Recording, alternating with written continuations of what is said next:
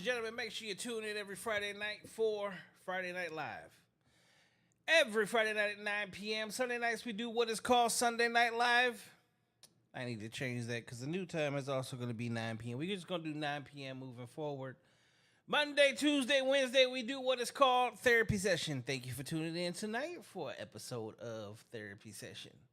Thursday nights, this is another Friday night. Friday Night Boys Club. We also do Freaky Friday. We're going to bring that back. And then last but not least, Thursday nights, we do what is called Ladies Nights. Ladies Nights and Boys Club is, well, it's a list of questions for both men and women to actually show the disparity between them and, well, why dating today just isn't working out for everybody. Welcome to another episode of No Cap Reacts. I'm your man Bailey, a.k.a. Mr. Go Get 'em! And we are back in the building with another episode. And, well, blurrily, you can see behind, I have a wonderful lady in the building. Tonight, we're going to have a good show. So, first and foremost, make sure you guys are tuning in, well, Sunday through Friday. As y'all have seen, since school got back in and kids are back in school, my black ass has been on it 100%. No, I haven't gotten to 6 days a week yet, but I've been pretty close. You know, sometimes people just don't show up. You know, I let it be what it be. Again, for the month of October, probably about halfway through September, kind of gonna chill out for a minute because we will be at a whole new location, whole new setup, whole new vibe. So make sure you stay tuned for the new No Cap Reacts, and the way I set this up is going to be absolutely amazing. Plus, a lot more space, a lot more room where I can have a lot more guests. With that being said, here comes the money. Here we go. Money talk. Here comes the money. introduce yourself. Say that again. My name is Mimi. Is Mimi? Mimi. Mimi? Mimi. Where can they find you if they want to find you, Mimi? Well, do you want them to find you? Do I want them to find me? Of course I want them to find me. Where will they find you at? You can find me on Facebook under Mimi Mora or Maldonado Noemi. Also on... How many pages you got? It's one page, baby. One page. Okay, just checking. And TikTok. TikTok is under Mimi Mora as well. I think that's what it's under. But yeah, that's how you can find me. What is your nationality? I am Hispanic. Okay. Welcome to the podcast. Thank you.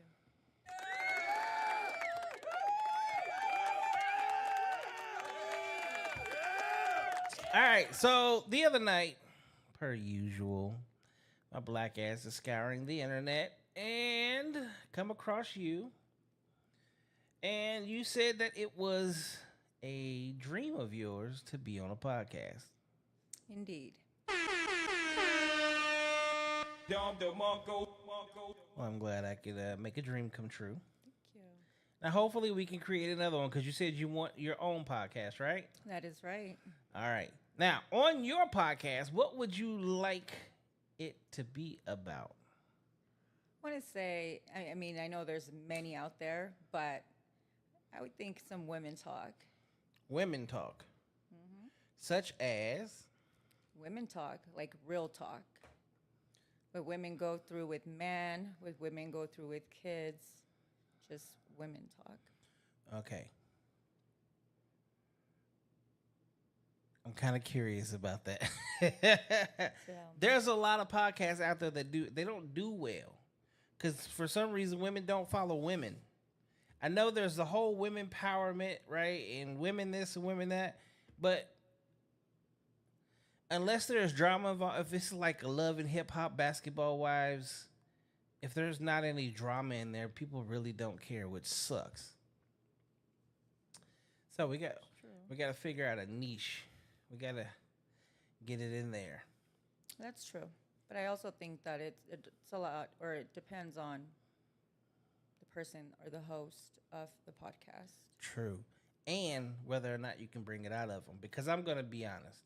In my 7 years of doing this, and how many shows do I actually have? I do, for the last, like, actually, since the beginning, I've done nothing but interviews. But I've done more interviews now than ever before. And being a person that's pretty good at, paying attention to somebody's lying or not, capping, which is why I call it no cap reacts. Don't come on here lying because I'm going to call you out. So what? 564 videos. I would say 400 of those are interviews. Sometimes with 2 and 3 women at a time. How do those go? So I do have to call people out quite often. Because what'll happen is, let's say you answer a question one way, right? Mm-hmm. Instead of everybody having their own thought process, they just say the exact same thing. And it's like, y'all all can't think the exact same way. No, and I think that's the problem, though. I think that in many of these podcasts, women agree just to agree, right? But when you speak truth and you start talking about what life is really about, and like you said, call people out on, not just because you're the host, you're just going to go with what people say to make it nice and clean.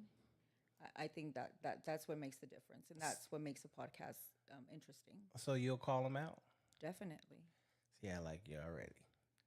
See, that's where, I personally would love to just pull you in when I have guests on. You know why? Because when they're capping, in the world we live in today, it's always men versus women. Oh, you just want them to think a certain way. Nah, see, I don't want to be the person that has to always call everybody, especially when it's a woman, because then it's like, oh, you were picking on her. No, I'm not. I just know that she was bullshitting. She was lying. She was trying to play into, the people watching, or she had certain people watching that she told to watch, so she didn't want to answer the questions correctly. True. Because she didn't want to get in trouble. It's like one show, I have somebody come on and like every response is just super sexual, and she's just extra open and free and freaky and all this shit. And then the next show, it's a whole totally different person. It's like, who's watching? Oh, well, I told this person to watch, so I was on my best behavior. Yeah. I told my daughter to watch. Couldn't speak about the truth. So, but we'll get into that a little bit later. Let's start at the beginning. Let's find out who the hell Mimi is. Okay? You got it. That's the wrong button. All right, Mimi, where are you from? I'm originally from Los Angeles, California, and I say that with that accent because I'm 100% Mexican. Okay. And I was raised... Hold on, I'm not... What part of Los Angeles? I was born in Huntington Park. Huntington Park. Because I'm a real Inglewood native, 310 109th and Dinker. Look at you. So that's literally my hood. Everybody always say, "Oh, you always wear LA caps." The only I'm not a Dodgers fan. I represent where I'm from. Amen. So, Huntington Park. What was it like for you growing up in Los Angeles? Well, let me take it back a little bit. I did not grow up in Los Angeles per se. I did grow up in Pasadena. So I was born in, to be exact, Monterey Park. And my family lived in Pasadena, California for many, many years, that's where I spent most of my childhood. Okay. What was it like for you growing up? I mean, it was good. Life was good. I did have, like any kid, but I think I had an awesome family. Of course, not perfect, but I had a good upbringing. So, as a kid, who were like some of the people that you looked up to? What was your favorite TV show? TV show. Um, Man, if I say it, you probably won't even know it. We'll see. We'll see. It's what we called Sábado Gigante at the time. Okay. Sábado Gigante was pretty popular. I love dancing, so it's one of the shows that I would faithfully watch every Saturday with my grandparents or my mom. But yeah, that was one of my favorite shows. So, what was the show in English? Because sound like you watching some Telemundo. No, I that's what I'm saying. I never watched anything in English. If I'm honest with you, Spanish was my first language. Therefore, You learn English around 11 or 12. that's correct. I know. I'm from LA. I've dated nothing but Latinas my entire life, pretty much. Right. So, I know the ins and the outs. Perfect. Yeah. So, where were your parents from? My mom, Mexico? yes. So, you're probably first generation U.S.? Yes. Okay, you can tell. At least to me, you can tell. Why? Huh? Why? Just because you can tell. One, I pay attention to everything. So even in our conversation as talking, right? Just the way you respond to certain things, you're very traditional. Okay. You have how many kids? I have 6 kids. Yeah. That is a typical first generation. How many kids? How many siblings does your mom have? Siblings? Yep. Okay. I can't. 6, 7. Yeah. How many does your dad have? About 9. Yep. So you are following the footsteps. See, first generation follows footsteps of mom and dad. Big family. To the T. Yep. Yeah. And then your kid, you're gonna notice as your kids starts to get smaller, more Americanized, smaller family, certain things like that, right? Absolutely. When we didn't actually have a conversation, but we were having a voice back and forth, voice notes back and forth. Right? And I clearly heard you walking the dog, and you had your kids with you. No, I only had my daughter with me. My kids are grown. But that's again, you had your kid with you. Yeah, that's true. Yeah, Okay. my daughter. Very, very. That is very family oriented. Okay. Youngest daughter? My son is 11. No, the daughter that you had with you, is it your No, youngest that's daughter? my oldest daughter. It's your oldest daughter. She's 25. Okay.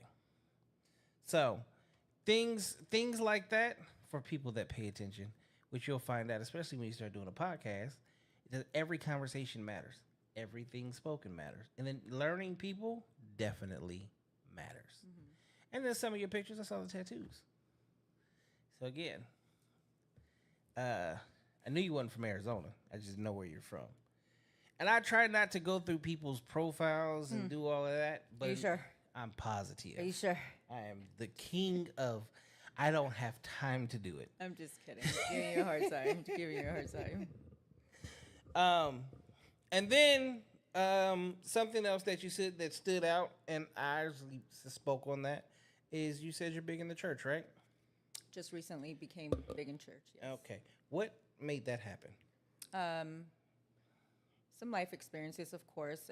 Something I think that many of us do is we seek God when we're in need of something, which is not right, but that's how it occurs in most cases. It does. I've had podcasts on that, and I speak on that. I grew up in the church. My grandmother was Baptist. My grandfather was Muslim. Okay? I am very well versed in the Bible and the Quran. What I don't like is that people only go or fall into religion when there's nothing else left. It's usually the church is made up of pimps, pushers, drug dealers, escorts, prostitutes, ex-strippers, ex-addicts, and they're usually the most vocal, and that's why I say it's not a bad thing, but it's like it's used more so as a crutch after they've made all the world's worst decisions, and there's nothing less for them, and then they go to it. Right. Whereas, like me, I mean, I grew up in the church. I've been born and raised. I know the Bible front and back, just everything. I'm not stepping foot in the church, and not because I don't like the church, but it's like when you've read the Bible from beginning to end, probably 200-300 times now in my lifetime, you have deciphered and know the difference between like wrong and right, what you should do, what you shouldn't do, how you should live your life. Like, I'm sorry, but Jesus doesn't have a bank account.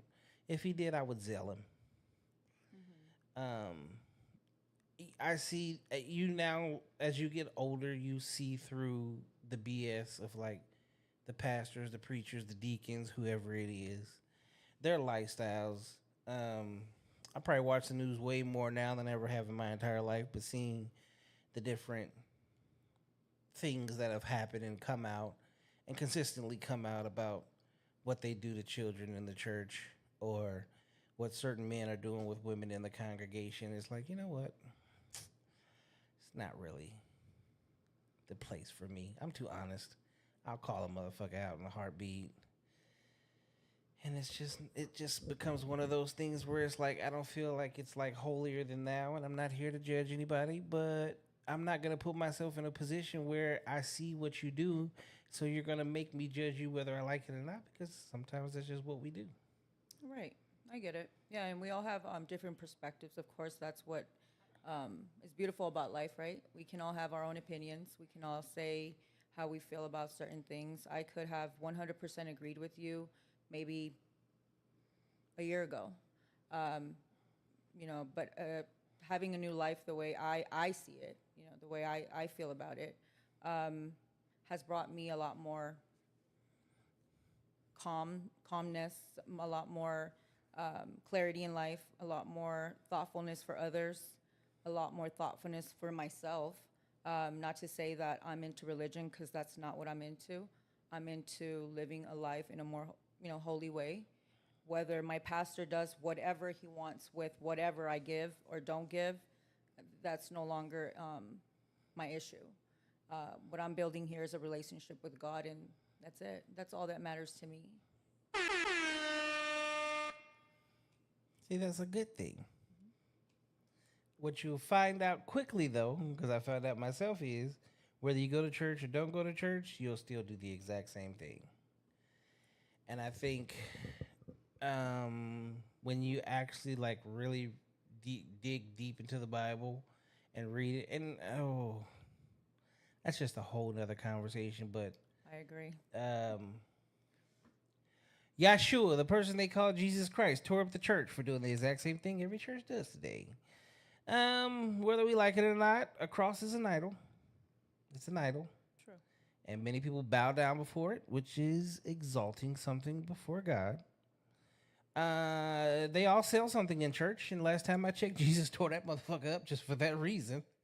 So if you're selling something, you're already going outside of the realm of what is supposed to happen. And whether you read Old Testament or New Testament, it did say that only the 12 tribes, the 12 sons of Jacob, were anointed to preach the word. Yet anybody can go to, what's it called, missionary school or whatever, and get a degree or a certificate and start preaching.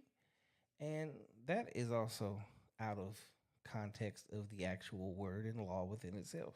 Yeah. Which is why my black ass refrains from preaching as much as I feel I know, right? Right.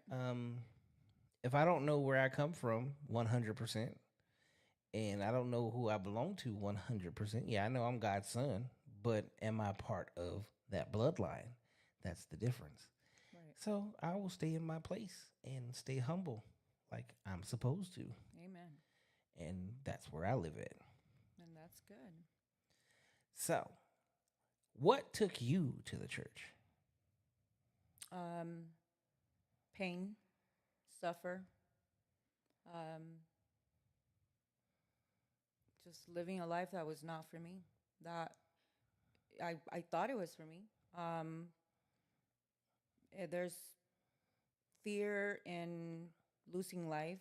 I was diagnosed with cancer 5 months ago. Um, Man, you're gonna make me cry. I didn't come here to I cry. don't want you to cry. Here's the thing, and it's gonna touch me regardless because my mom passed away from cancer 7 years ago. So cancer is one of those things like that's a hard conversation always. Um, so I understand, and what I've realized more than anything is we take life for granted until you find out quickly like yours is about to end. Right.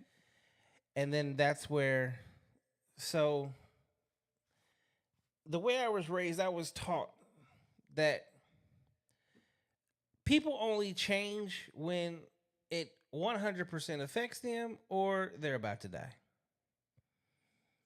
Outside of that, most people don't change. Now, at 46 years old, well, I'll be 46 in 25 days.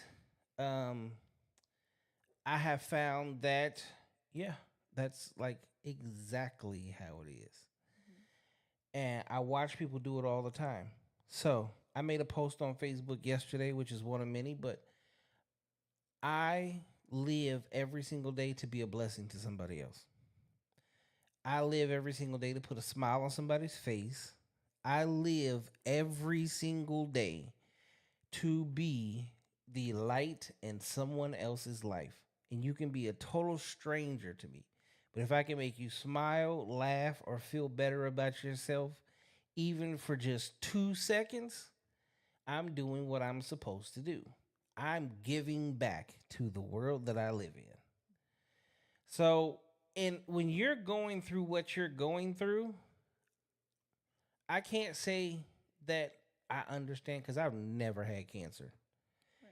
But I've been in 2 car accidents where they said I was supposed to die, and one where I'm going to say I felt like I was about as close to death as possible because I was out and then I was not. Yeah. And you see and you hear things that you've never heard in life. And that happened about 9 years ago. So I understand it. I think that for me, speaking on myself, because of my faith and how much faith I have, but I've had in my entire life, I've never had to go run to a church or anything because I feel like the church is always with me. I am the church. Right. So hearing what you're saying is like 100% understandable. And yeah, I think that when you live a life and then you find out that that life may be taken from you, what you're doing is admirable, right? But now 24 hours means something more to you, right? Amen. And that's where I say live for today. A lot of the conversations that I have on here are about people truly understanding that like tomorrow's not guaranteed. I have another channel called Motivational Minutes, and I came up with the saying: "Today is the beginning of today is the beginning of the best day of your life." And what that means is forget about yesterday, and don't worry about tomorrow, because if today you do everything that you want to do in life, that makes you happy and everyone around you, when you wake up tomorrow, everything is worth it. But understand, like, waking up first thing in the morning, that is the first blessing of the day. Amen.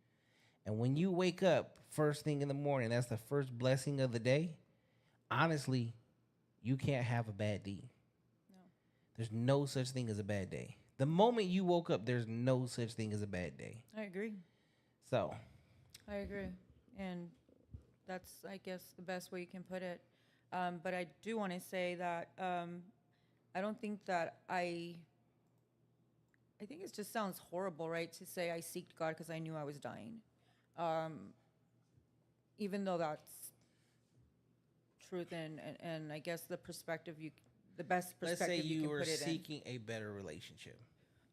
I think that I was just very lost, and I always knew about God, and I always had that seed placed in me. I mean, my family is, I'm not gonna say they go to church every day, not per se my mother, but my grandmother, my aunts, my cousins, they've always see God, and I just feel like I was the little black sheep of the family that always wanted to steer away from it. So were you the bad girl? Yeah, 100%. We'll cover that in a little bit. For sure. See,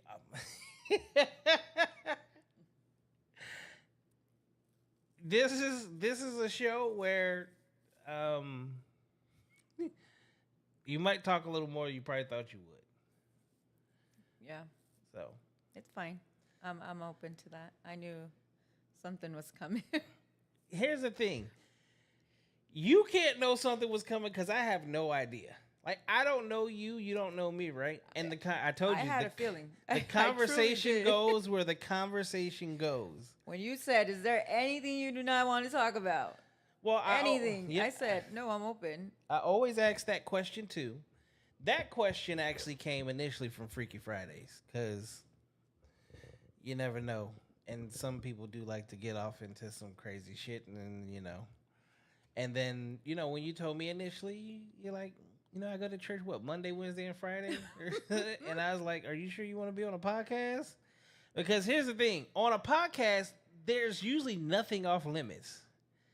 So conversations, and on my again, where you're sitting at, I've had three porn stars, literally all sitting together. I've had escorts, Playboy, Playboy playmate, single moms. Everybody under the sun, for the most part, has been on that couch. Listen, and I'm sitting on a good couch. So it's comfortable. Fine. It is too comfortable. I feel like I'm sinking in here. Yeah, and see, that's the the more comfortable you get, the lighting is set just right for a reason. I love the lighting. So what it does is it highlights the best part of you. It allows you to get relaxed, and then you can have, as my flyers and everything that I say, is real people having real conversations. That's awesome. Grayson said, "This is true. John is a very good person and very genuine." Thank you, sir. All right, so your families, they go to church. You grew up in this, so because you're. Well, let me say, I grew up Catholic. That's exactly that was going to be my next question. So was it Catholic or was it Christian? No, I grew up Catholic. We would go to church, not to say every Sunday because that's not true, but Catholic girls. But we went to church, right? So y'all went to church, all right. Confession. I need to tell you, Pastor, that and that. You're so bad. But yeah, with that being said, we went to church. That's how you ended up with 6 kids. Yeah. Indeed. All right. So, grew up Catholic. Now, where would you say you stand at in the world of, they call it religion? So we'll just stick with that. Okay. I am Christian. Mm-hmm. Okay. How has that been for you so far? Great. The best. So,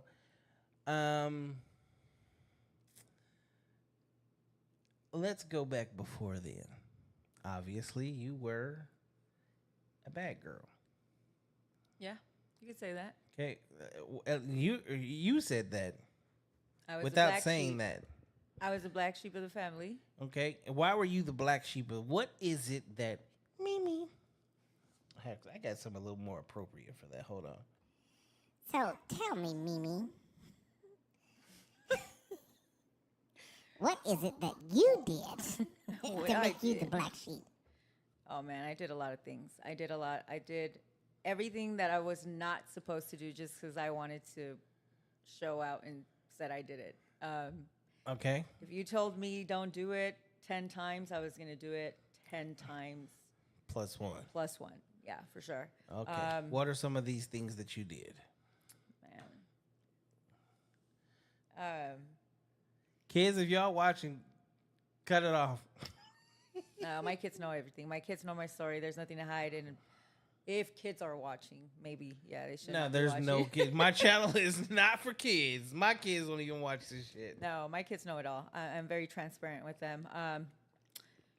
Wow. Well, I was pretty good till about 14. no. Well, okay. We're talking about having kids and whatnot. Yeah, that I did. I had my first child at 14. How Was would it I even know? 15? See, here's the crazy part. When you grow up in LA, we all grow up kind of the same. And you see repeats of the same thing in a lot of ways. And I think that in every neighborhood, especially if you went to East LA or, the west side of Inglewood. But you know what has a lot to do with that, right? What? That when we grew up, Mm-hmm. because we're about the same age. Well, you're a little bit older than me, but that's okay. We were brought up pretty rough. Like, Exactly. we were brought up to, we got to take care of our siblings. Mom got to be at work. Dad got to be, I mean, we hardly saw our parents. We had to come home and get it how we live. Mhm. We knew how to cook breakfast, lunch, and dinner. Yep.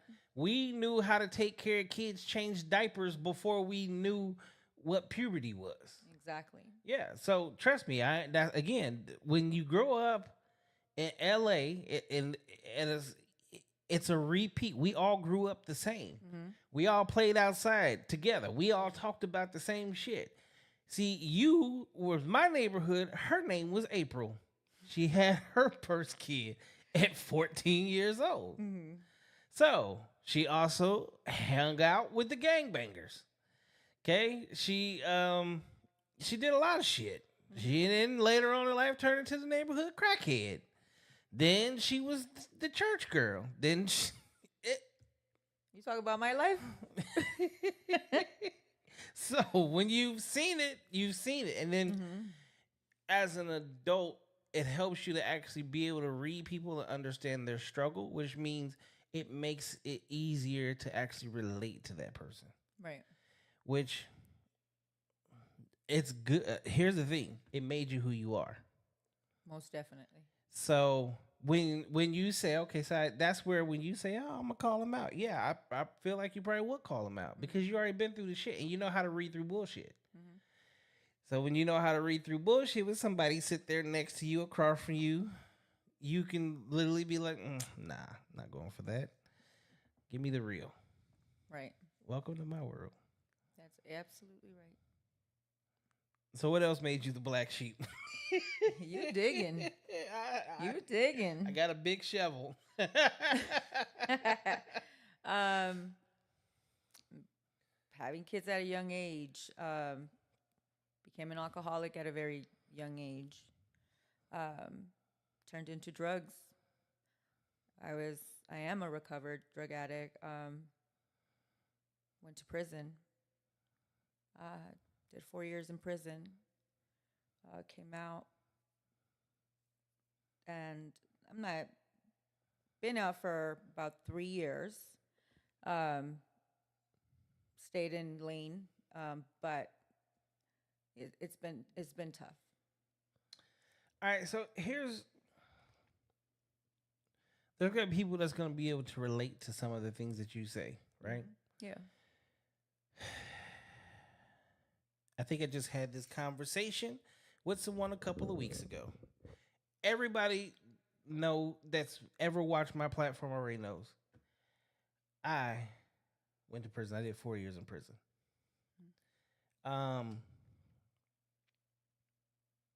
I was heavy in the streets, heavy. Whereas now you wouldn't be able to tell that unless I actually told you. Same here. And the reason for that is, well, they tell you when you do certain things in life or go to certain places, you'll never be able to get a good job. Well, I was an executive AT&T, T-Mobile, and Adobe. You'll never amount to nothing. Well, I mean, I think a year. I wasn't even really truly out of prison for a full year. I got signed to Sony. I did music. I traveled the world. There you go. All the things they say you can't do, I'm one of those people where the moment you say I can't do something, I do it just because I want to prove to you that it can be done. I'm the same way. I'm the same way when it comes to that. I came out of prison and they said the same thing to me. You're not going to be able to do anything. You're not going to be able to have a good job. Mind you, prior to prison, I was working at St. Joseph Hospital for Barrel Neurology Clinics, one of the best of the best. Went to prison, came out. I'm like, dude, I am so done. Like, what am I going to do? What am I going to do after? Nobody's going to want to hire me. Nobody's going to want to do anything with me because they're not going to have any, I'm not somebody that's going to be prominently, like, to have that type of life anymore. I am an office administrator right now. I am a TMS technician. I run the entire office. Coming out of where I was at, got my esthetician license, doing things that people would not think that I could do. And it was good. So where you're at in life right now, would you say you're proud of yourself? Oh, most definitely. Okay. If you had to turn your life story into a book, what would you title the book?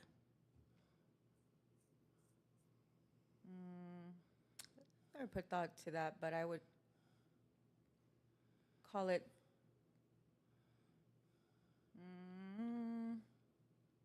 something that's probably everybody's. I would definitely call it The Black Sheep. The Black Sheep. Okay.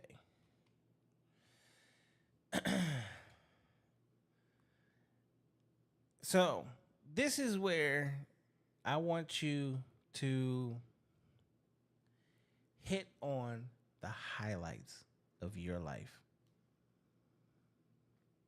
See, I think that in many times we as human beings love to focus on like the bullshit that we went through, right? But you know what we never talk about? The best times of our life. Even if it's at the worst of your worst, there's always the best time of your life. Hit on some of the highlights of the best time of your life. Becoming a mother. Okay.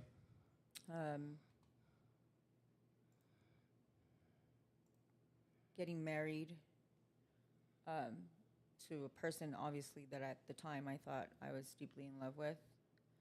That was a highlight because it was definitely a life lesson.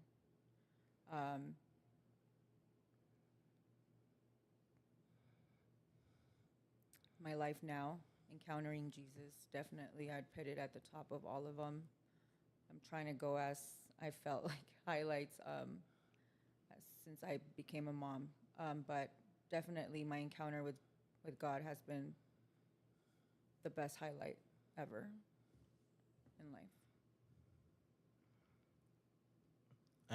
I got something for that. It's gonna take a minute.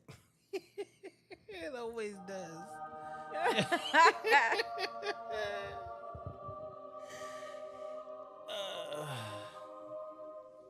Just let it Just let sink it. in. That shit long as hell. Let it. All right. Now, and I want you to be honest as fuck when I ask you this question, because I already know the answer. Uh-huh. Which life is more enjoyable, the black sheep life or the do-goody life? Black sheep life. Okay, I don't have to 100. call you out then.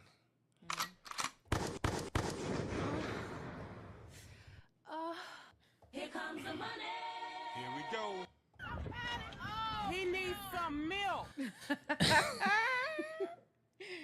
The black shoes life is more enjoyable to the flesh. Let me rephrase that. It's enjoyable, period. To the flesh. Yes, the To the flesh. flesh. The flesh. The soul is a little Spiritually- bit different because when you go to Yeah. sleep at night, you don't sleep the same way. Like the No. way I sleep now, oh my God. I can sleep on the floor. I still sleep amazing. Okay? When I was in the streets, it could have been the most comfortable bed in the world. I wasn't sleeping, one eye open. So, yes, now, well, there's a lot of things you do that just make it enjoyable and fun and adrenaline rushes and all the crazy shit that you can do. Right. I say that I'm going to have to do like call-in shows with some of the dudes that I grew up with or was around in the time that I was in the streets. And just tell stories. Because, like, there's highlights of your life. Do you really feel like it's a movie and people wouldn't believe it unless they actually... Oof. Yeah. 100%. Like, I have stories on top of stories on top of stories on top of stories, and they'd be like, that never happened. And I'd be like, well, here's the thing. I'm not going to tell you. I'm going to let somebody else tell you. Yeah, that's what I do most of the time. If I have something that I feel like I have to pull out proof for everything, you know, because people don't believe it. No, they But don't. that's because they've lived a very square life. right. If you're not a square and you've been in the streets, you understand that there's aspects of your life that people just will never understand if they've never been there. And you see, and half the crazy part about it is you see things that other people just will never see because you were in the environment. You were literally, we were the epitome of outside. But as kids, we had no choice but to go outside. Right. So when we became adults, we didn't know nothing but to go outside. But the outside that we did was was a little more than what we were supposed to do. A lot more. So, Yeah, for sure. and your existence, see, you know what? your existence, your story is going to be different. You know why? Because you're telling the female side of it. See, you went through shit I'll never know or understand. Just like, see, back in the day when I was doing shit that I wasn't supposed to be, and I was doing hits and shit like that. See, I would have loved a ride or die like you. No. Yeah. No. Go over. You see that motherfucker sitting over at the bar? Go act like you into him. Find out where he live at. We're gonna. I'm gonna give you like $15K. Go make it happen. Hell yeah, I got it. Exactly. You're down 100%. Right? Yeah. But I know what I was getting out the situation. That's the difference. And that's what I see. But when you tell your story, let's say you're her, and you tell your story, see, imagine what your side of the story is where you get to tell, this is the motherfucker that got hit, but this is the hitter. Like, this is the motherfucker that I was around on a regular basis. This motherfucker was crazy as shit. He had me doing stuff that I never thought I would have been doing. Right. So, without knowing what all you went through, I know that your side of the story is going to be way different and probably, well... Oh, it's different, yeah, for sure. When think about it, like, you're attractive. Oh, thank you. So when you're younger, your younger version of you, motherfuckers was probably fumbling all over themselves to get at you and doing all kinds of stupid shit to throw themselves at you. So when you put yourself, when you're out there, and I know how street niggas is. Well, see, you got two types of street nigga. You got the simp street nigga, and you got like that real street nigga. Like the real street nigga look at you like, she ain't shit. I ain't worried about her. Then you got that other nigga's like, I'm gonna give her the world. It doesn't matter what she wants. Yeah, those are the ones, the easiest ones to get. That's true. Yeah.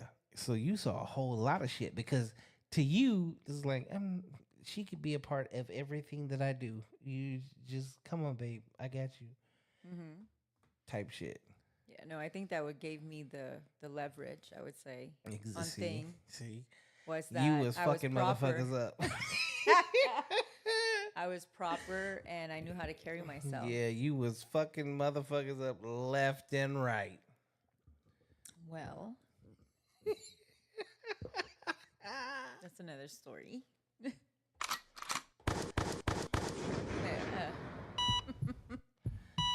She's a heartbreaker.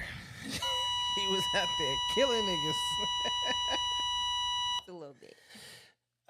Shit. He said, let me look for another sound. Nah. What questions do you have? Do I have? Yeah. For you? Yeah. I have a lot of questions. Ask. Why are you single? Right now by choice. So I was with someone basically for 9 years. And I'm the type of person that, I don't know, for the first half of that, I was like 1 foot in, 1 foot out. Like most men? No, not most. It's just I was going through different things. I lost my mom in the process. There was a lot of shit going on. So, you know, me and my cousin had a conversation. And they're like, why don't you actually give her a chance? I was like, all right, because I was done. So I did. And, I mean, only thing that really happened was I saw things that I had already seen and knew it just wasn't going to work. So for me, it came to a point to where it was like, it doesn't matter what happens. It doesn't matter what's said. It doesn't matter what's done. It's not going to be there. And then there's other things that came into play that for me, I will just never look past or go past to give somebody the green light to go. Because I do everything with intent and intention. And I would prefer, I just had this conversation earlier, but I need a wife that's a wife before there's a ring in place. And that's just not what, because here's the thing. From day one, I'm a husband. I do everything. When I say I do everything that a man is supposed to do. If God killed me today, the one thing that no woman or even God himself could say, he could never sit here and be like, yeah, you wasn't the man that you were supposed to be. Not in that aspect. But give me specifics. Like, what do you do as a... Specifics as you said, Safety, security, provision. So here's the thing. Okay. There's never been a woman that's been with me that's ever had to pay a single solitary bill. Point blank, period. Can I be your woman?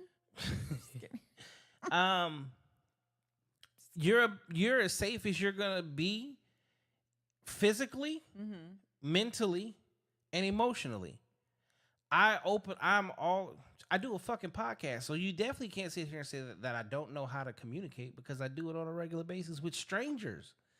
So I communicate. That's the thing, though. Some people communicate with strangers better than communicate with their own partners. I communicate with the person I'm with 10 times more than I communicate with the people that sit on the couch. And the crazy part is, she's also been on the couch.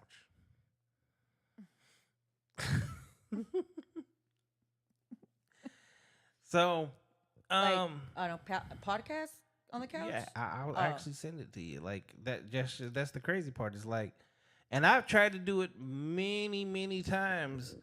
And one day I was like, fuck it, it's happening tonight, whether you like it or not. You ain't got to be on camera because she didn't want to be on camera, but we're going to have a conversation. And we're going to be honest about everything. And that's just it. Is with me, I live in a realm of honesty. See, you get 2 people with me, and I'm very honest about it.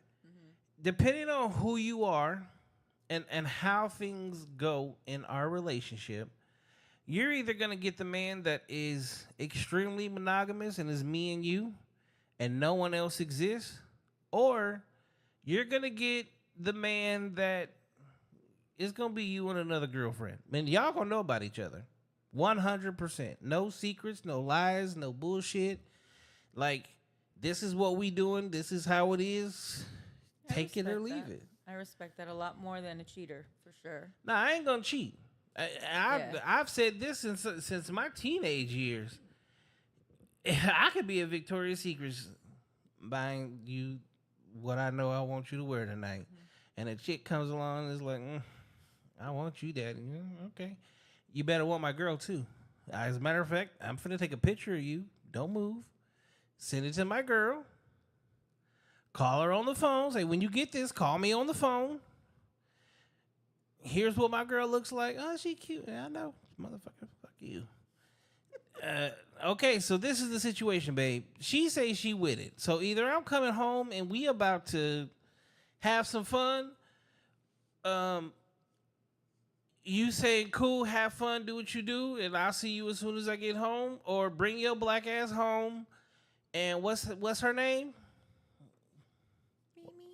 Mimi. All right. When I come home, I'm finna fuck the shit out of Mimi. So when you hear me say Mimi, See, that's what we're not doing. see I think that's why I'm single. what? Because you don't want to hear Mimi. Because I don't want to hear you calling me, sending me no pictures for nothing. Like, I don't need to see the thought that you,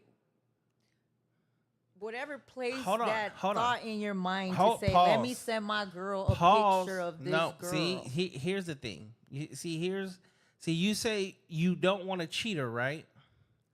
But see, when a man is respectful and he loves you and he respects you, and before he does something he's not supposed to, he makes you aware of it, Oh, that's not and cheating. that sets you off, something is already wrong because he's communicating not that he went after her, but she went after him. And he is saying, well, that's different. If you're communicating to me what happened, isn't what that occurred, that entire process is communication? I get that, but the whole fact that you think you're gonna send me a picture to give you a A-OK to bring this female to join us. Hold on. Did I not give you the option? 3 options on top of that. Either she's coming home, she's not coming home, or you're saying go have fun. I'm actually giving you control that you don't even have. See, at that moment, I forget I'm Christian.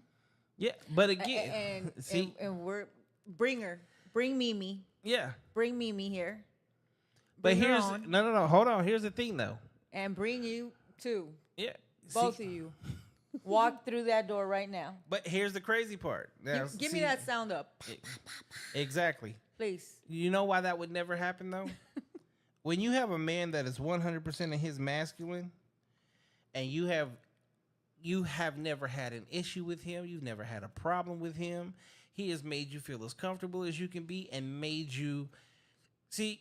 Women are like, oh, I'm in my soft girl era. If you were in your soft girl era, that means that you got out of it. Okay.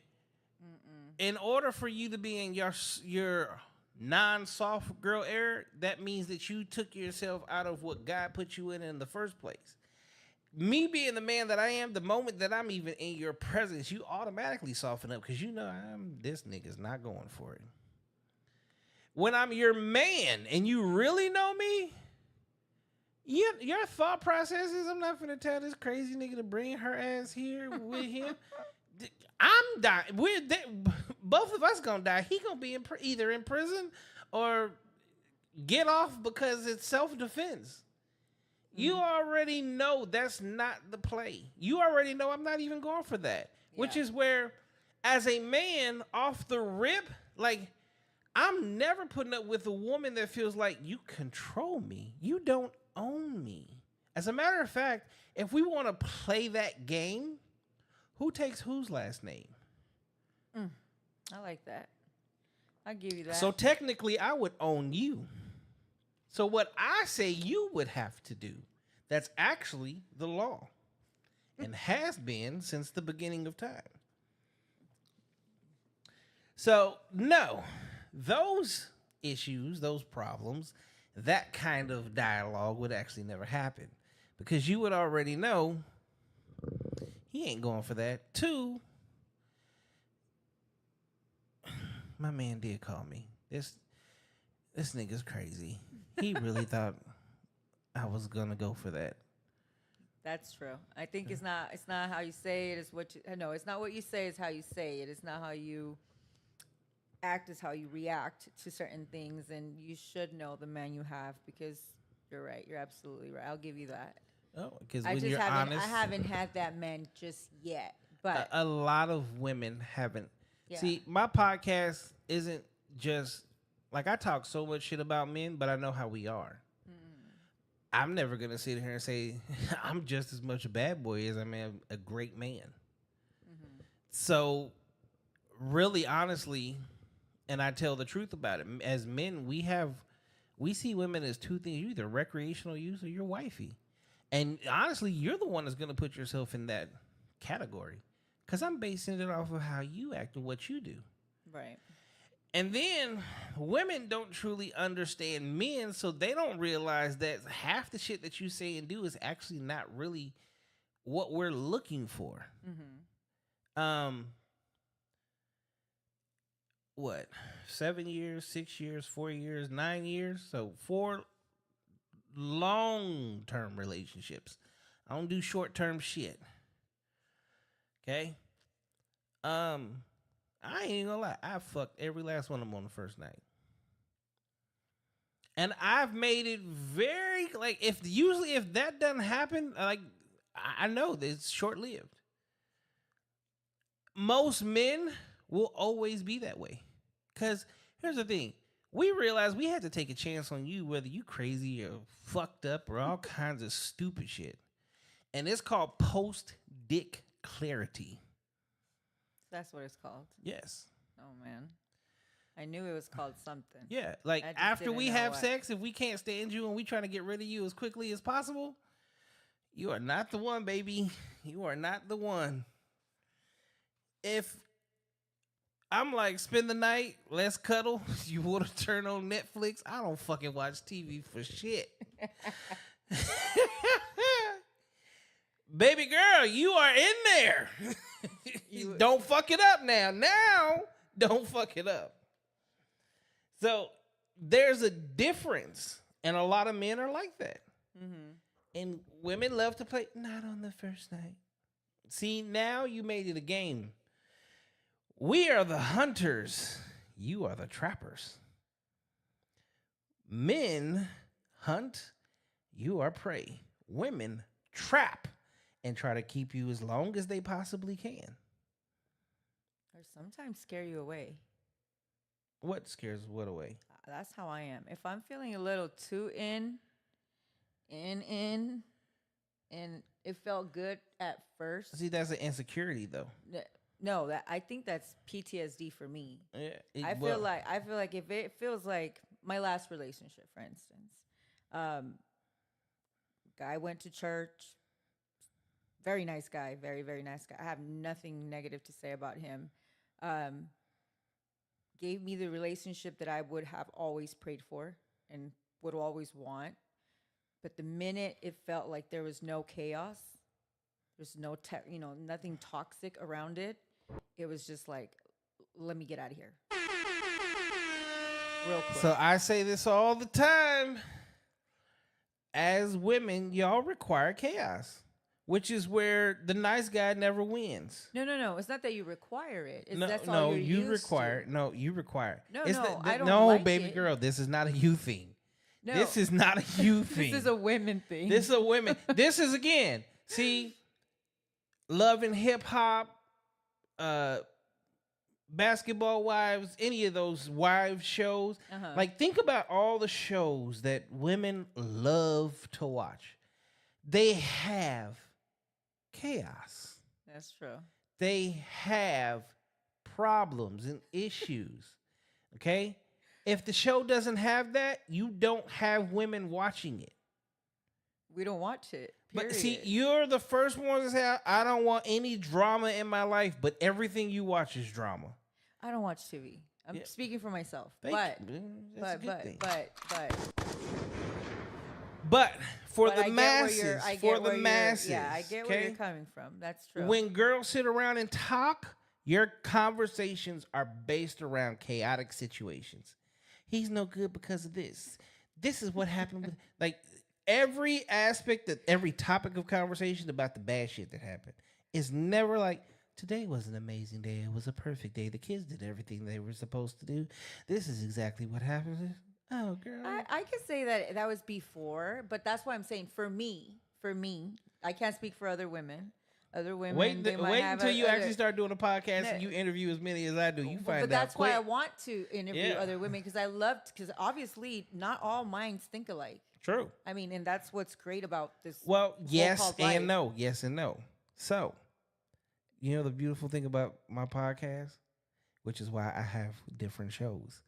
And doing the different shows, it actually, because every show is different, right? Mm-hmm. And the conversations are different. Right. It allows you to actually see when you've done so many therapy sessions, boys clubs, when you've done so many Friday Night Lives, Freaky Friday, when you do these shows and you're having these certain conversations, what you start to pick up on is, damn, this is like the 50th person that said that. This is the 60th person that said that.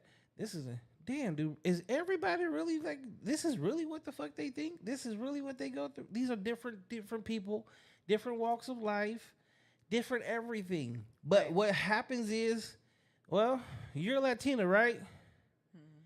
I'm a black, right? Mm-hmm. You got Caucasians, right?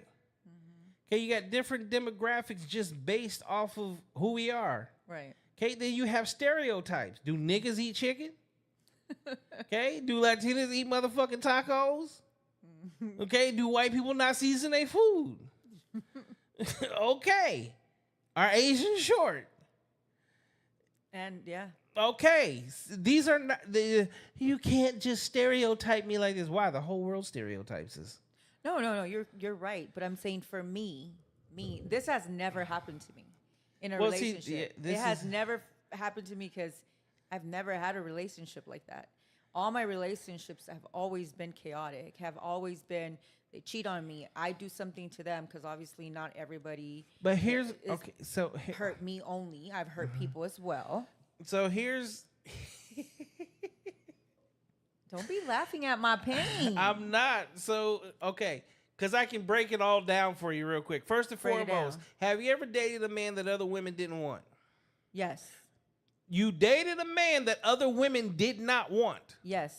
Who? That I thought women didn't want. Thank you. You thought. Yeah. Thought, yeah. Reality shows you differently, right? Yeah, no, I used to care a lot about how people looked, like the outside, how you look. Yeah, women date with their eyes, men date with their heart. Okay, now. No, it's true. You date with your heart. Yeah.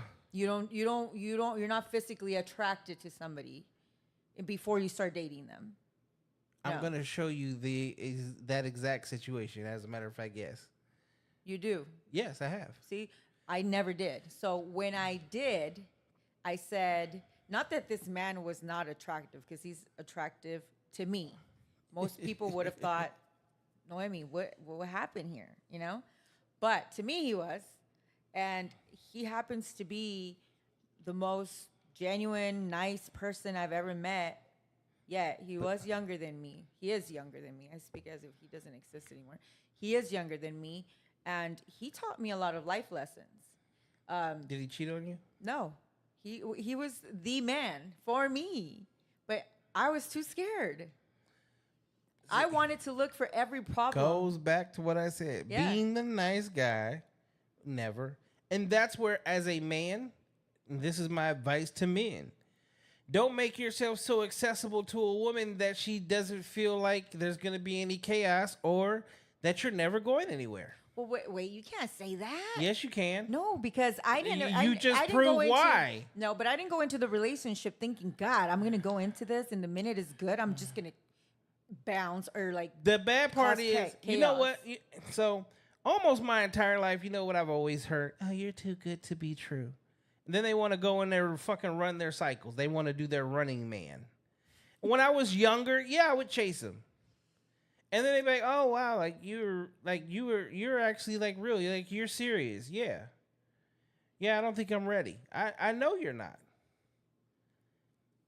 Yeah. Here's the thing. everybody wants what they can't have, but then the moment they get it, it's like, oh shit. You don't know what to do with it. Yeah, no, it's not the fact you don't know what I to do didn't with know you. what You to know do you're with not it. ready for it. No, I was ready. No, you find out very quickly you're not ready for it, because if you're ready, you shut the fuck up and enjoy it. That's true. I wasn't ready for it. And Absolutely. that's the thing, is when you're ready for it, you do it. True. When I've always said this, I don't care if it's 2 days, 2 weeks, or 2 hours. If everything in me says this is the one, motherfucker, we get married. Yeah. It doesn't take that long to figure shit out. Yeah. What it does is it takes that long to figure out if this is like the person that is really going to stand the test of time, which means you have to go through shit together. But in order to go through shit together, you have to be fucking together. That's true. Relationships are actually very, very easy.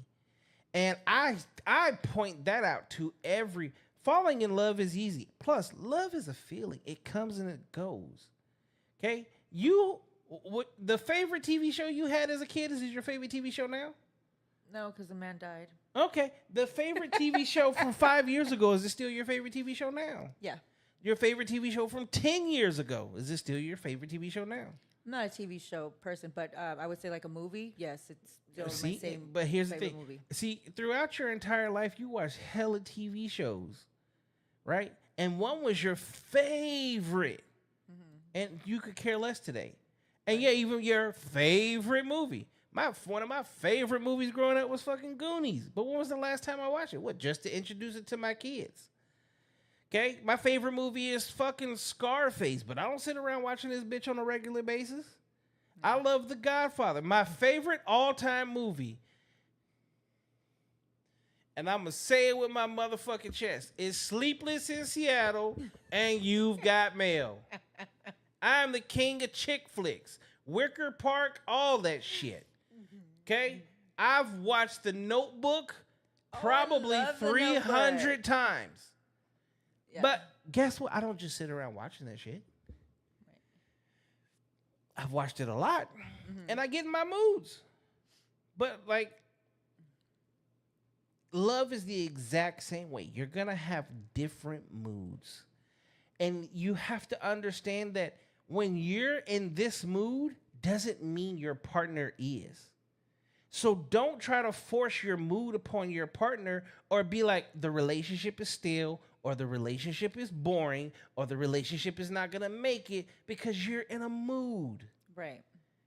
And the crazy part about it is, you are the emotion in the emotional relationship. Because women are emotional. Thank you. I am the logic. So I can look at you and be like, yeah, I'm definitely not doing that shit. Let her go through her phase. But some men don't know how to do that.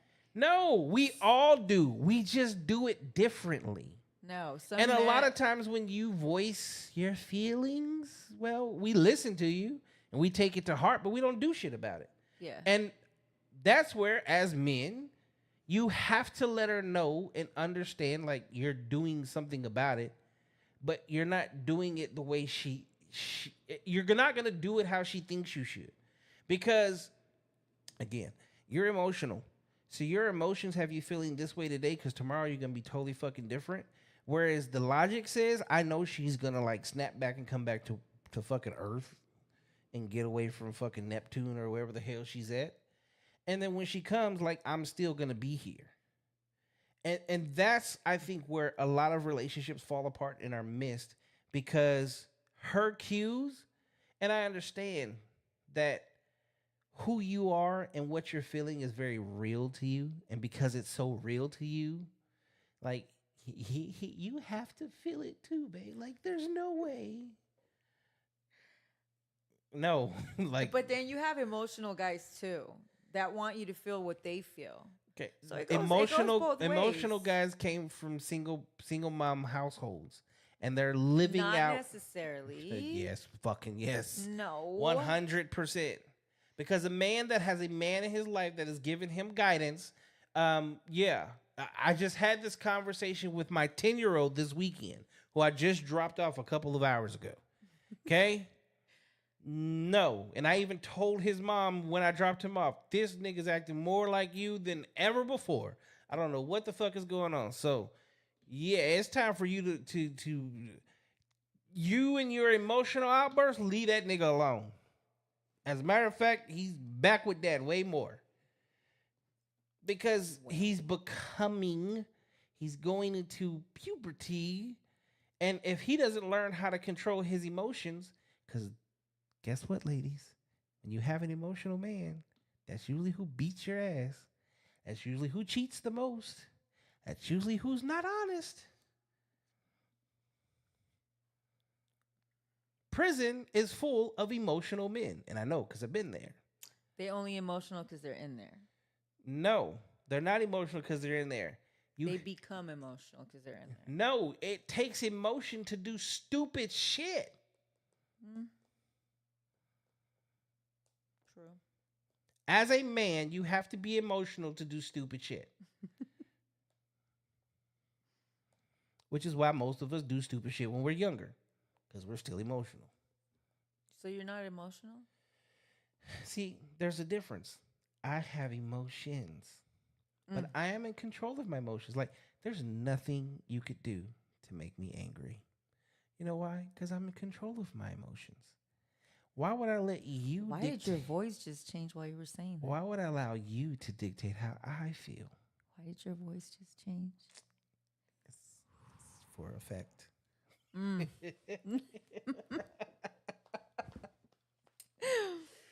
That's why, people read text messages like, you're so angry. I'm like, wait, did my text have a voice?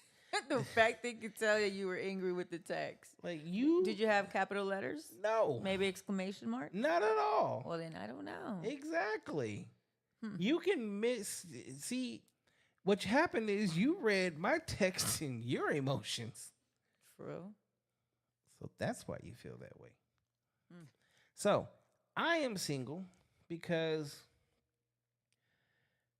until someone comes along that makes me want to change that, well, I'm chilling.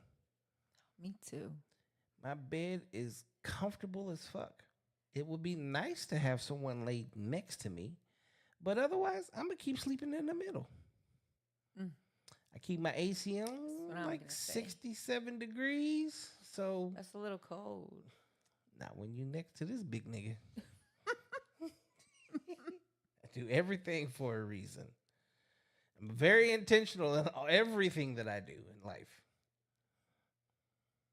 What other questions you have? How many kids do you have? 3. Oh yeah, you told me. Yep, my son will be 18 in 11 days. My daughter is 16. My youngest is 10. One last question. Okay. Your biggest pet peeve? Incompetence. That's the only pet peeve that I have is incompetence. Like, extremely stupid people, doesn't matter how many times you explain something to them and they just don't get it. To me, it's just a waste of life. It just, like, incompetent, explain anything? Incompetent people are usually people that what is most common sense to most people, they just will never get. And they will argue with you like 100 million ways about their incompetence to try to make you believe that it's not that, when it's like, motherfucker, like, if there's 100 people here, only you are standing by yourself over there. Outside of that, nothing else. I live life. I enjoy life. I am all about, like, there's no such thing as it. Like, everybody goes through shit. So when you go through something and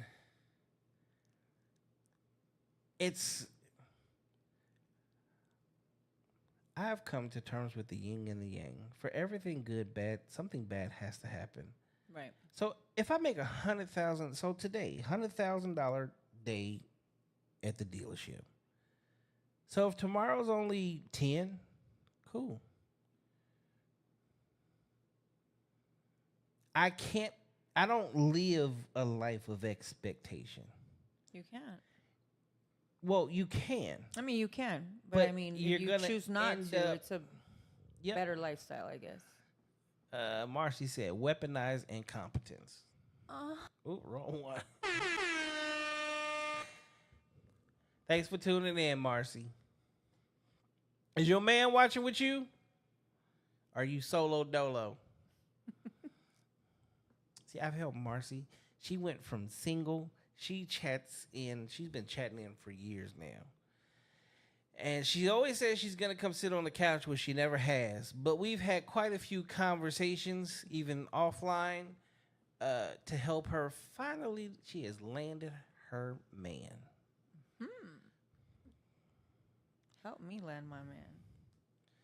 So here's the thing. It's actually easy. Is it? It really is. I'm just First off, kidding. you're attractive Latina living in fucking... You actually living in fucking Phoenix. You are the hottest commodity in the streets.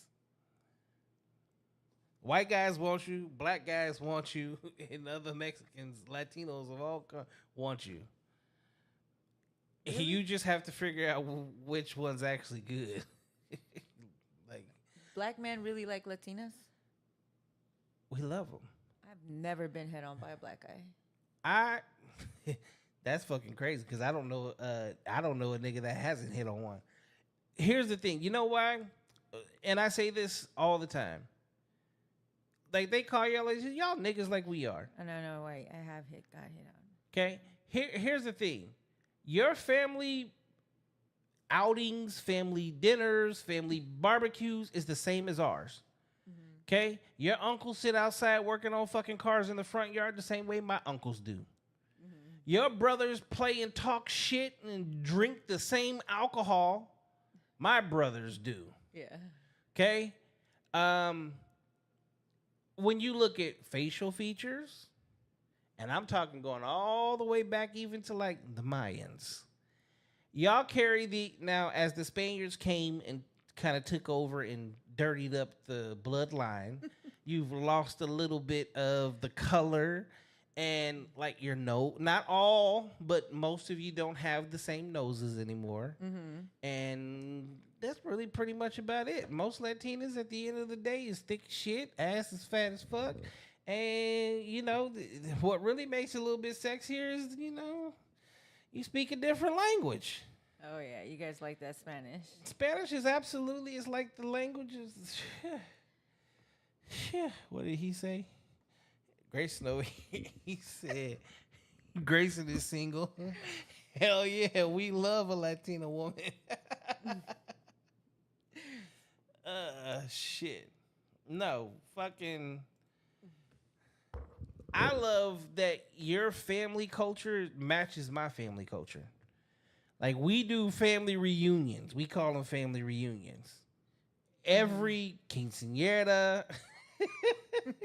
Fucking weddings, every boxing match is a fucking family reunion. Yeah, anything. Thank you. We find an excuse to celebrate. And as niggas, we find every Sunday. We just do it on Sunday. Sunday cookout. Cool. Fight nights on Saturdays. Guess what? I'm one of those men. Every Saturday, there's a fight here, a fight here, a fight there, and a fight there.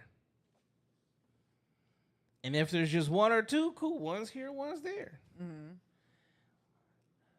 It's the same shit.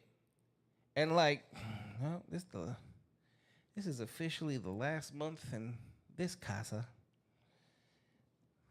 The next one, oh yeah, there's gonna be a pool right here. I'm definitely gonna put a TV on the wall over there, so we can be outside with it or inside with it. But the shit's going down. Damn. All the way down? All the way. All the way down. Are you gonna invite me? Come on. All right, then. I just don't want to hear it's far. It's so far. I said that because it is a little bit far, but I used to live on this side of town, Cave Creek and Greenway. Yeah, see, you was up the street. See? There you go. So it's okay. She was in the square. I sure was. What other questions you have? That's about it. First I'm time kind of I've actually scared to been ask you interviewed. questions now. No, you can ask me whatever you want to. Why are you scared? Because if I say something, you just I what? you tell me how it is, and right now I'm not trying to hear how it is. Yeah, hear it. You need to then. Don't be afraid. Let me ask you this: Ask away. what makes man get cold feet when What they makes meet? men Wait. When they meet a, no, I don't want to say alpha woman because just an independent woman. Okay. What makes you guys back off for a little bit? Okay. First and foremost, get your phone out. My phone is out. Look up the definition of independent. Let's say. Or just type in define independent.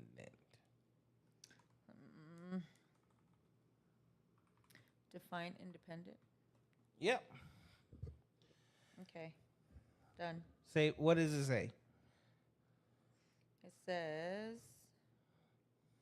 the word independent generally means free from control or influenced by others. Its exact meaning can change slightly depending on context. Okay, so I'm going to give you Webster's dictionary because I got it pulled up here. Independent, free from outside control, not depending on another's authority. Okay? Number 2, not depending on another for livelihood or sustenance. Okay. Now, when a woman says she's independent, you know, I have to ask, what are you independent of?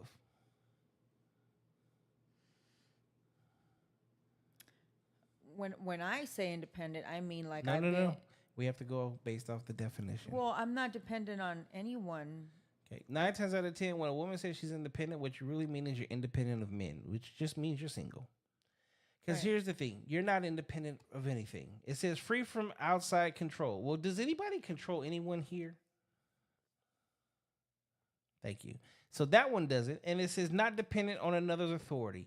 Well, last time I checked, since you were an adult, no one has had authority over you. Also, you are not dependent for anyone's livelihood, which as a child, your livelihood is your parents. And your substance, as in that's how you ate and drank and everything. As a matter of fact, our parents taught us how to do that. So when a woman says she's independent, you can only mean one of two things. You're independent of men because your ass is single, or you're independent because you left your parents' house. Outside of that, saying I'm independent makes zero sense whatsoever. When you are dependent upon, is that SRP or APS out there? For your SRP. lights, okay? You are 100% dependent on whatever grocery store you go to, Fry's, Walmart. I don't know what the hell's out where you at. It's the same thing. Okay, so you are 100% dependent. Your ass drove here in a vehicle, so you take your ass to the gas station. Sure do. Okay, did you make them clothes you got on? No. Oh, so you need clothes too. So you depended on a store to clothe you. Okay, you wearing makeup? Yeah, but to me, is I buy my own stuff. Is what I meant by that. But I'm just, here's the thing. First thing that I always do is I break down independent because we as men know what the fuck it means. So when you say it, we go, what the fuck is she talking about? No, I just want to know. Okay, so Now, how can I what put it? makes a man have cold feet? You know what makes a man have cold feet? Huh. He ain't fucking ready. I'm sick of man. If I want you to be my wife, I make you that. When a man wants to fuck you, does he fuck you? If he wants to date you, does he date you? Thank you. I want you to really think about the process, because men, we are way more action than we are words. Most So when definitely. we want something, we just fucking do it. And when we don't, we don't. But understand that, see, here's the thing. You control access to sex. I control access to the relationship. Let that sink in. Once we have sex, you have no more control. That's your only superpower. Which is, again, it's another reason I take that shit ASAP. Because now you have to show the best version of who you are. Mm-hmm. And, well, as long as she ain't been ran through like fucking crazy and she's just sitting there and can fuck whoever she wants to and there's no attachment, well, now she's also attached. So you want to love me. You want to hug me. You want to be around me. You want to do all these different things. So your superpower now turns into your weakness. Mm-hmm. Now, as a man, what I do is I have to allow you the space to show who you truly are. See, a lot of guys will make the excuse, oh, she was crazy. She was this, she was that. She just wanted to cuddle and touch me and do all this all the time. She just, nigga, just say you was fucking scared. She became stage 9 clinger. No, she didn't become a stage 9 clinger. You gave her some good fucking dick. And now she wants your attention. So she's doing the number one thing she knows how to do. She's giving you her emotions in physical form. Mm-hmm. Because she's already giving you her body in physical form. Mm-hmm. So, here's the thing. See, y'all make us take you out on dates and do all this crazy shit to prove that we are husband material. Well, we fuck you and watch you become either the best version of yourself or some bullshit that we know that you're just not wife material, so we can get rid of you. If he chooses not to go to that next level, there's something there that you haven't done yet. Yeah. And I just had this conversation on the podcast last week. It's hard to explain this to women, but it needs to be heard. You are looking for, was your father in your life? No. Thank you. That makes it 10 times harder. But as a woman, there's a man that you looked up to. It's supposed to be your father. Why? Because he protects you to the fullest. He loves you like no one else. There's a reason they say daddy's girls, daddy's girl. Mm-hmm. That's daddy's girl. Okay? He gives you a love that no one else would actually ever give you but your husband. Mm-hmm. Okay? Boys, look for their mom. You cook for your sons? I do. You clean for their asses? I do. You took care of them fully, right? Yes. Shouldn't he find a woman that does the same fucking thing for him? Yes. He deserves that. He does. You deserve to find a man that would treat you like your father does. Women should be looking for their father. Boys should be looking for their mom. And when anyone says, oh, he's a mama's boy, you don't know what a man is then. Mm-hmm. Or you didn't have, because ain't nobody running around, oh, she's a daddy's girl. As a matter of fact,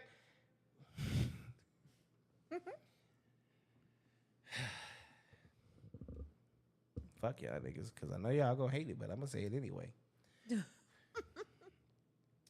See, either we love the chick with daddy issues because daddy wasn't there, because usually she's a free-for-all. She's fucking everybody because she's looking for love in all the wrong places. But when we're looking for a wife, we want to go to the chick that usually has daddy in her life. Why? Because guess what? One, we need his permission. He's going to make us work for that shit. He's going to show me that I'm actually the man that I'm supposed to be when I show up, to be like, I want to take your your daughter's hand in marriage and make her a wife. He's going to look at me and be like, no, you're not the one. Why? Because see, the thing is, your father, your uncle, your brother, or your cousins are the only real men that will actually tell the truth to the man you're with. because they don't want to fuck you. And as men, we know that shit. Why? Well, that's why a lot of times as men, we're like, get the fuck away from my sister. Get the fuck away from my cousin. Get the fuck away from my daughter. We know how men are because we're men first. What this nigga say over here? He said, hell yeah, we love. Oh, he already read that shit. No, I didn't. So, I think that answers that question. Yeah. Amen. That's why I don't want to ask any more questions. No, ask, because here's the thing. The one thing that's going to happen, it's at least going to be explained to you. But it's not just you. Think about all the people going to watch this. Yeah. So. No, that's true. I should. That's. Why do you think you're single? Why do I think I'm single? Yeah. I think because of my ways. Marcy said, I just put in a pool. Juan said, absolutely. And he said, you nailed it. Thanks for tuning in, Juan. Your ways? Yeah, my ways. What is your ways? I'm very stubborn. I want things my way. I'm controlling. I am. You haven't met a masculine man. No.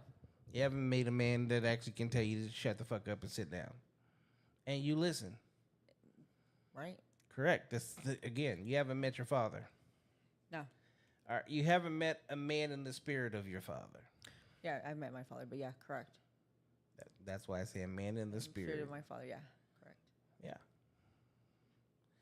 That's why most females actually end up. See, you're standing in your own way. Mm-hmm. Here's the thing: as a man, I don't have to put up with that. Mm-hmm. See, there's a story out there that goes, "There's someone out there for everybody," but women outnumber men by a lot. Yeah, like 11-1. Mm-hmm.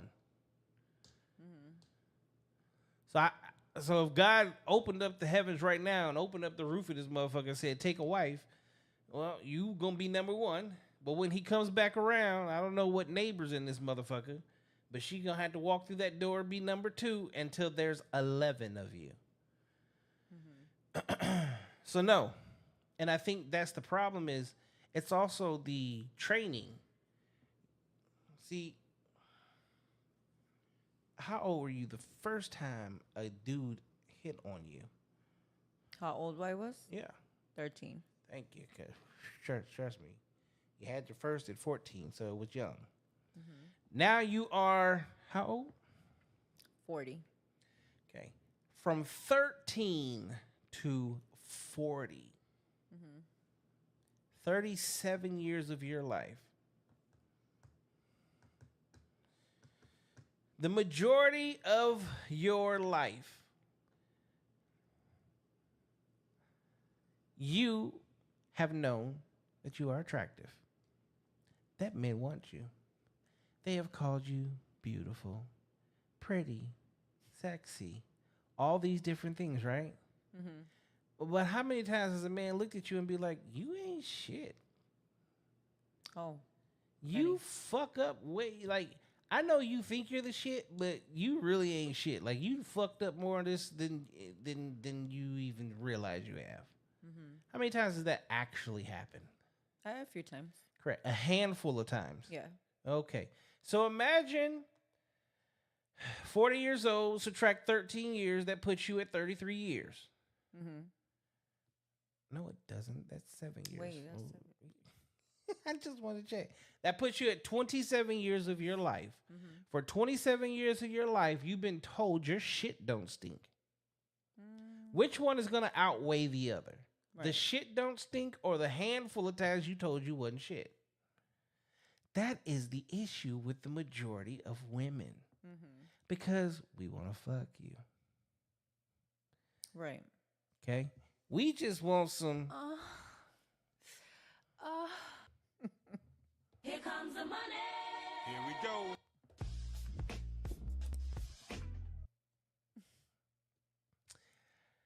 So as we go through the motions to get to the motion, well, the bad part about it is for you, that ego. So the wall to said ego starts off like this, but then it gets thick as fuck. All right. Now here you are, 40 years old. You feel like I can be as stubborn as I want to. I can be this, I can be that. And you know what everyone's going to tell you? When the right man comes along, you're going to be perfectly fine. Okay? Well, I don't think that way, but okay. But no, I said people say that. Oh, People will say People that. might say that, yeah. Okay. Now, here's the problem. If the right man hasn't come along in 27 fucking years, He ain't coming. where at this point you have more years behind you than you probably have in front of you. Well, guess what? I'll be single for life. Thank you. Say yes, said talk to him, Bailey.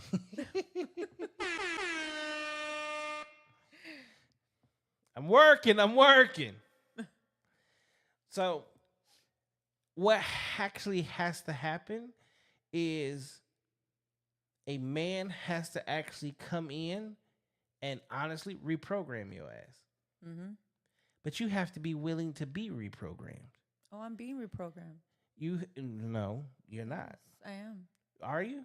Yeah, I am. Then you there would be no such thing as you saying you're stubborn. See, here's the beautiful thing. No. I am being reprogrammed. My walk, my new life, okay, is way different. That's why I said that my new life is working for me.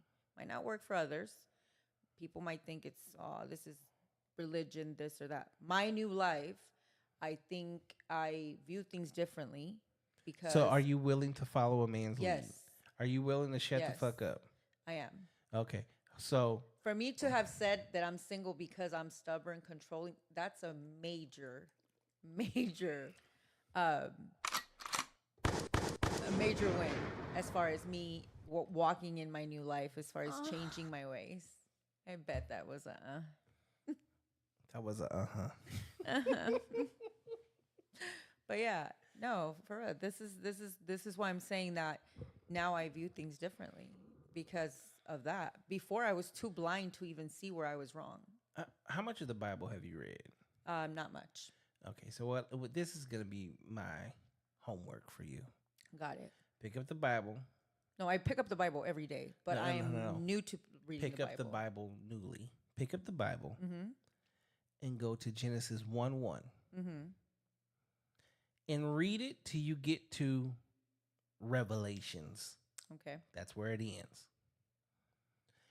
Don't skip. Read every page front to back. Okay. Okay?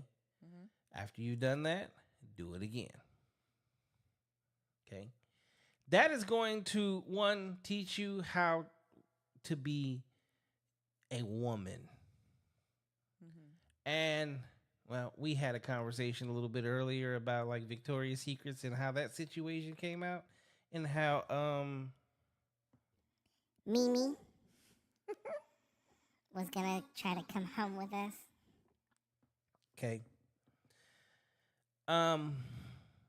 Every woman from Genesis to Revelations had not a damn thing to say when Mimi was coming home.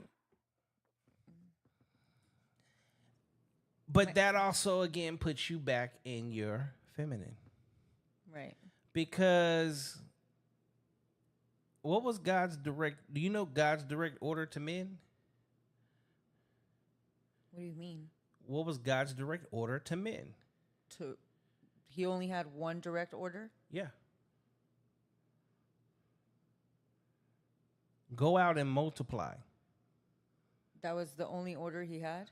That was that is one of his direct Okay, one orders. of his direct orders. Okay. To yeah, like there's quite a Right. few. See, that's where people always want to talk about the 10 Commandments, but it's way more than the 10 Commandments. No. I was just trying to see really where you were coming from. Oh, But no. I get it, I That's, get it. yeah.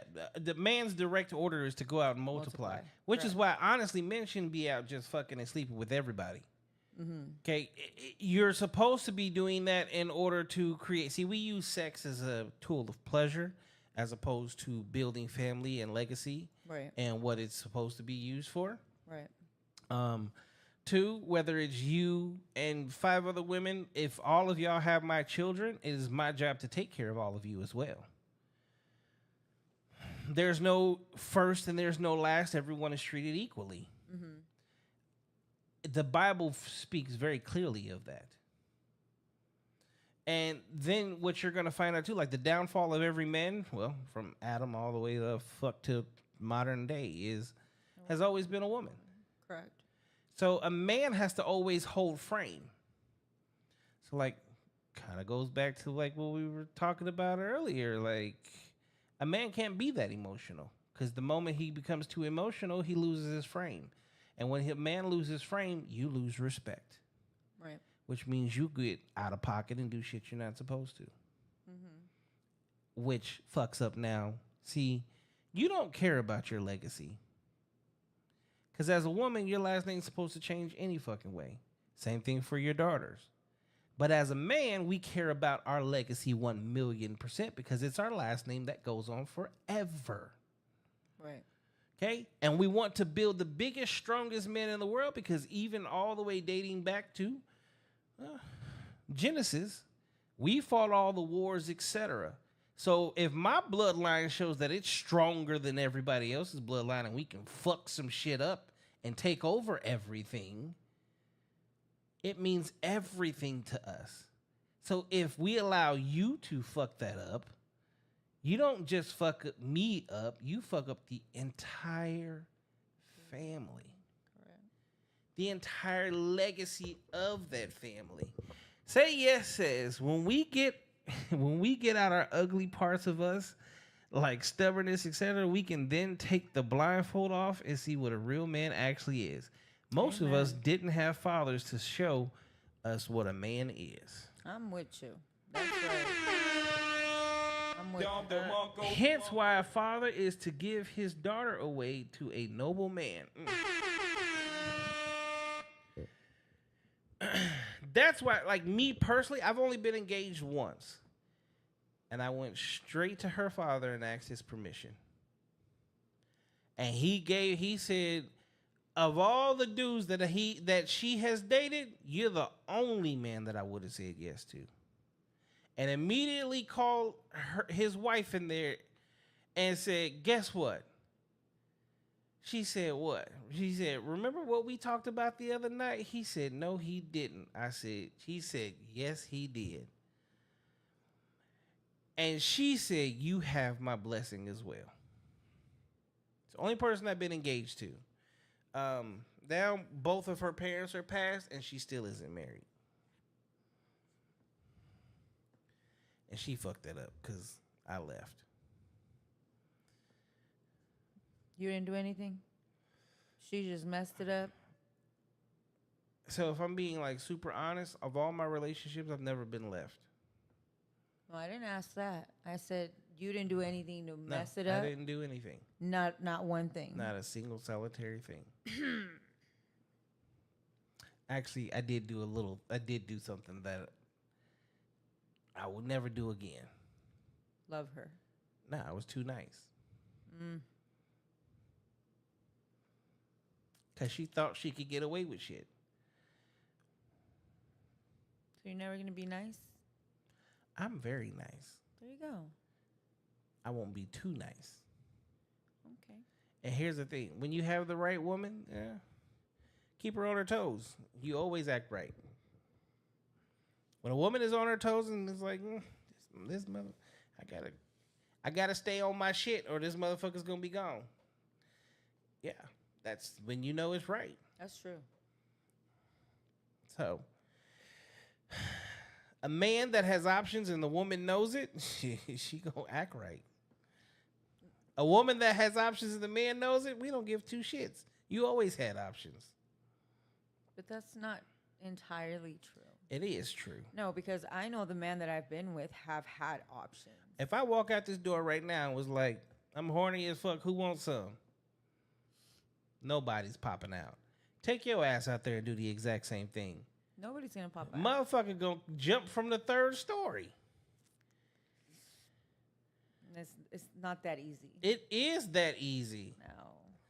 No. Someone say yes says, what advice would you give a woman who doesn't have a father in her life? Oh, what's up, Dolly? So if a woman doesn't have a father in her life, she has an uncle, she has a grandfather, she has a cousin, she has a brother. Me personally, okay, so for instance, we'll go off the current situation of the person that's sitting on the couch right now. Let's say me and her had dated each other for, I don't know, we've been together for a year and a half, and I'm like, hey, I'm definitely marrying her. At this point, I've met her family. I'm talking to one of those men. If I'm like, okay, so this is who I'm gonna fucking marry, I need to talk to her brother, her uncle. Is your father still alive? Yeah. Even him. Even if he hasn't been a part of her life. Why? Because, well, when she gets married, somebody got to walk her down the fucking aisle. My son. This goes back to something else that I've always said. As a woman, especially a woman that is a single mother and you have sons, stop keeping men away from your kids, especially your son, because your son's gonna tell you everything. He gonna let you know whether he likes him or not. My oldest son don't want nothing to do with meeting anybody Correct. You know why? because of my choices, my past choices in life with men. And as men, we are automatically protective of everything and everyone that is around us. Yeah. You are mom. You are queen bee. You are the most protected. My mom is no longer with me, but I can tell you, even if my father fucked up or tried to do something crazy, he was getting these hands. That's my father. Half of your blood is in me. 100% of this face, beard, stature is him. So you gonna get to find out what it's like to get beat, your ass beat by yourself. Juan said women now these days have it in their head that men's are nice or lames. They want a bad boy. No. I don't like bad boys. I want a nice boy. Well, that's because you've already had you know what the outcome of a bad boy is. Oh yeah. So my advice is get a retired bad boy. Cause he still got it in him. Yeah. Right? And you'll know it.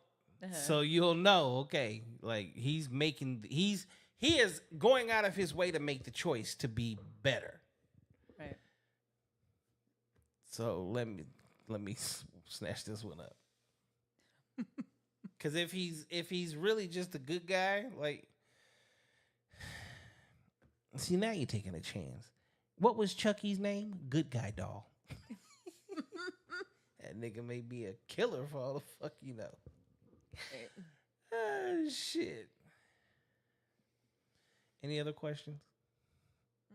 See, I love it when the chat gets involved. Let's go, chat. They overlook all the good guys. No, we don't. I promise. Yeah. Unfortunately, you're speaking for yourself. For myself. Yeah. I don't overlook the good guys. So I have a TikTok that's literally going viral right now. Where the hell is my phone at? I'm not even gonna pull it. I'm gonna do I it gotta this add way. you on TikTok. Yeah, I got a TikTok that is going super viral right now. When I say super viral, the T app more than anything has actually. We gotta put the volume down. The T app more than anything has actually. Okay, so I was talking. This was a great conversation. Y'all need to go check it out. This one is with Jasmine and Bentley. This happened last week. I'm gonna start this over. I posted this like not even 36 hours ago. It was a slow motion for the first 8 hours. Probably 121 views. Now we're at 7,100 and growing. Now it's like over 1,000 every couple hours. The T app more than anything has actually told on women. it tells you exactly how many of y'all are chasing the same men. Really? And not only are you chasing the same men, but you have to understand something. For all these men that all of you are chasing, well, it's 2 out of 10. The 2 are the shitty asses, and you got 8 good men out there that no one's paying attention to. How many? See, in hindsight, I want you to really think about your past relationships right now. See, in hindsight, now you realize that some of the dudes you fuck with really wasn't shit. They just look good. Well, I don't even know if they. Or I mean, or sounded good. Or had some amazing dick. But outside of that, she said, this memory is there for a moment. Jasmine is coming out of her. Y'all gotta go watch the whole thing. Okay, so just to summarize it, okay? Women outnumber men 11-1, but we're gonna go with the 8, the 10. You put 10 good men, 10 men in a room, okay? Women chase the top 20% of men in the world. So take 10. 2 are the 20%. The other 8 are invisible to. When was the last time you got gas? Me? Yeah. Oh, a long time. Just kidding. This morning. Okay. Did you go in the gas station or did you pay at the pump? Pump. Last time you went grocery shopping. Today. Okay. When you went grocery shopping, how many attractive men did you see that worked at the grocery store? None. Okay. How many did you pay attention to? None. Thank you. So there probably was one, you just wasn't paying attention to it. You know why? Because that's usually a class below you. So 9 times out of 10, most women actually don't pay attention to the men. I've paid attention to men in grocery stores. It's just No, I said the men that work. yeah, there. I have. Most of the time, yeah, you'll pay attention to the man at the grocery store when he's like one of the men. Like, here's the thing. That's true. That's true. Though. I wouldn't. Okay, I wouldn't. because here, yeah, again, I know this shit. Okay. See, if you work at the grocery store, you look like the guy that works at the grocery store. Right. Now, when you sat in my car, what was the first thing about me that you noticed? Your car. And I said, when you sat in the car. The car. I'm just kidding. You. I greeted. You greeted me. I greeted you. What was the first thing you noticed? What was one thing that probably caught your attention? What do you mean? I mean, it was just, to me, you were somebody that I'm about. I mean, I met you online, so I was already knowing how you, maybe if I didn't know how you looked, I probably would be, or think otherwise, but I was already knowing what I was going to, or who I was going to meet. So that's not what I'm asking. What are you asking? So, what do I smell like? Very good. When you're in a grocery store and a man walks past you, and let's say he smells like what I You smell said, like. what did I see? No, I said, didn't what's the first thing that caught your attention? Oh, caught my attention. Yeah. See, What's the smell in your car for sure? correct. The scent is one of I never leave my house not smelling good. As you should. Okay. If a man is on his shit, like, you're gonna fucking smell it. Okay. In the grocery store, the dude that's working at the grocery store isn't smelling like that. Sometimes they are. No. In most cases, no. Unless he's like the manager, general manager. He's corporate. Why? Because what would make you think that? I've smelled some guys that work at the Walmart that smell very, very nice. Did you pay him any attention? No, because then they're not my type of guy. But See, I would if okay. they were my type of guy. That's the But whole. I say hold they're on. not my type of guy, not because of where they work. They're just not the type of guy that I would date. So, yes and no. Because where he works, whether you know it or not, you live off of hypergamy, young lady. All women do. Okay? Do you want a man? And I'm going to prove it right now.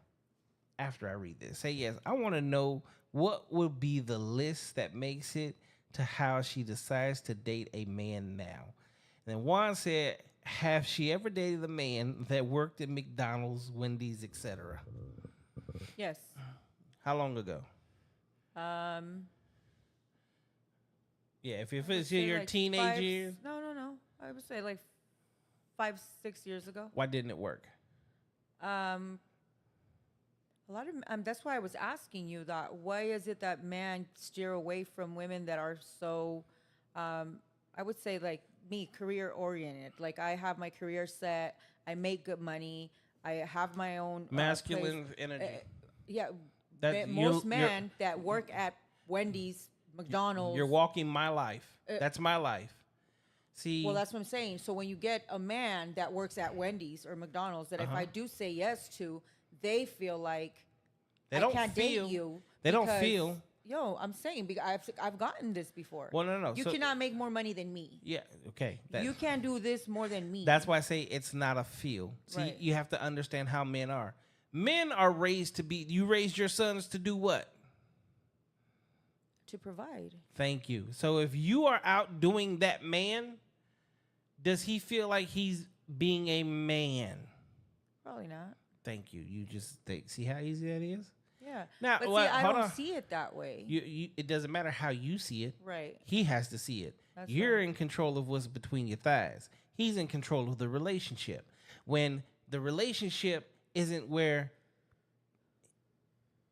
he needs to be in order for the relationship to thrive, it's never going to work. True. Okay? So, let's go to hypergamy. How tall are you? 5'3". You want a man taller than you? A little bit, yeah. These are yes or no questions. Yes. Okay. You want a man stronger than you? Of course. You want a man bigger than you? Yes. You want a man smarter than you? Yes. You want a man that makes more money than you? Yes. Okay. You see how all of those are yeses? So you want a man that's better than you in every way. I don't want anybody that's better than me. I want Let's somebody be to honest. provide for Is that me. not better than you? In order for someone to I provide can for you, they provide have for to be. someone. That doesn't make me better than Will anybody. you do it forever though? Possibly not, but I work with you as my significant other to get to where This we need is- to get. This is the reason behind the questioning, Yeah. right? You want a man that's better than you. You know why he's better than you? Because we don't put a time frame on how long we'll do. We'll do it for the rest of our life. Right. You're gonna have a time frame. Right. At some point in time, you're gonna say, "Okay, you need to get your shit in order. We this is what we got to do." Right. Okay, that's petty. Yeah, there's a time limit on it. So what you're telling me is your love has a standard. So when we as men know that your love has a standard, because that standard But dictates. the question was, Wait, if hold I on. would date somebody from Wendy's or McDonald's, Hold and I on, said hold yes. on. They just don't want to date me. Correct. Because we know the outcome. Because if I don't get to your level all the way around the board, you start to lose respect and the relationship doesn't last. Because you're going to leave me. And men love wholeheartedly because this is the difference. If you worked at Wendy's, I'll gladly snatch your ass up out the fucking drive-thru. Don't care that you make $13, $14 an hour for the rest of your life as long as you are a good woman to me. But a woman will never accept a man out the drive-thru making that amount of money. That's a great man for you. He just isn't gonna do what he needs to do, which is what actually makes a man a man. That's the difference. Well, So why, see, here's the thing. Why set me, I'm Mr. Fast Food. Why would I set myself up for failure? Why would I fall deeply mad, head over heels in love with you to know that you're fucking leaving me because, like, I'm busting my ass off, but I know, like, I'm not going nowhere. right. But when you first start dating somebody, before you even date them, you already know what they do for a living. I mean, I ask. Which is why most women Don't fuck with Walmart, Wendy's, McDonald's, Subway, the gas station. But I would though. I Yeah. would. No, see, here's the thing. You would, but you're not. Can he ask you to marry him? Can he ask me to marry him? Yeah. Can he? Yeah. Of course. Yeah. But what are you going to say? Possibly no. Ain't no possibly. You still have kids at home, right? I do. Will that pay your bills and take care of your kids? But see, I don't want Will somebody to that- take care of my kids. I will- want somebody to take care of me. Here's the problem. My kids are grown. No, maybe not that's all why. of them. They're not all grown. Well, my kid has, his dad, my youngest one. You so, still have kids at home, right, and he still is going to play a role in their life, right, and he still has to put food on that table, true. and he still has to pay your bills. So to answer the question, sir, no, I would not date somebody from Wendy's or McDonald's because they would not be able to provide for me. Sorry.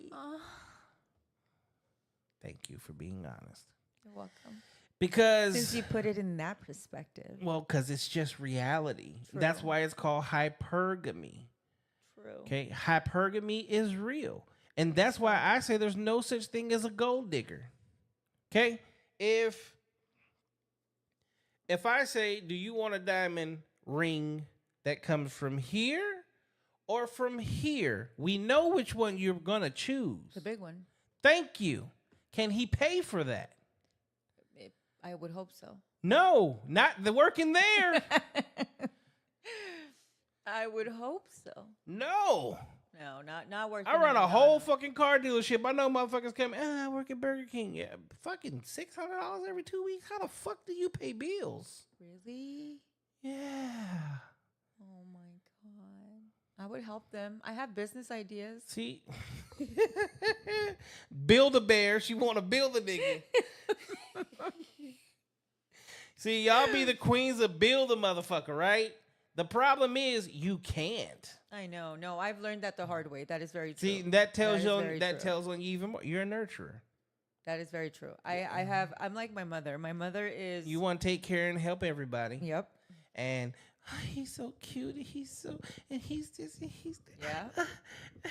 Yeah. I want to be the provider And then when I shouldn't be. six the months provider. later, this motherfucker ain't did shit. He's filled none of my cups.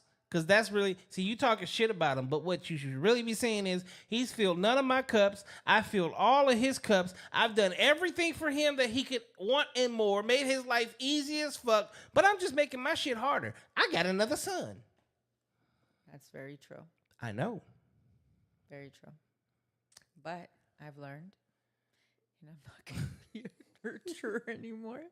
No, be a nurturer, but be a nurturer to a motherfucker that, see, he leaves in the morning, he comes home at night. When he comes home at night, have a good meal Oh, yeah. That's ready for him, 100%. a shower ready, and when he gets out that shower, either rub lotion on every aspect of his body, or depending on how he feel, fuck the shit out You of him. said lotion him?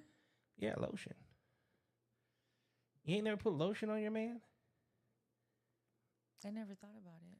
See, Well, listen though, because I've done everything, and I'm a good housewife, and I am a very good wife when I'm a wife. I take care of my man. I cook, I clean, but I already told you my downfalls. I just feel like I'm always trying to fill voids, and you are absolutely right. It's probably because I did not have my father in my life that it's so difficult for me.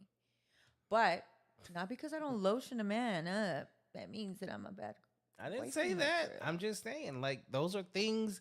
If you do that for a man, fuck, you're next level. Whew, I'm gonna start lotion up. Okay, I had. There was one point in time in my life. This is when I was fighting my cases. Okay, the chick that I was dating, she worked at a bank. She was a banker. She made good money. I was still in the streets. I was making better money, but not legal money. Okay, Yeah. but she would have never known that because shit, I was fucking paying what $50,000-$60,000 to a damn lawyer.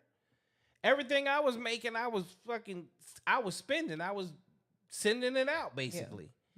Okay, and then she was even there. I'm getting locked up, bonding out. Getting locked up, bonding out.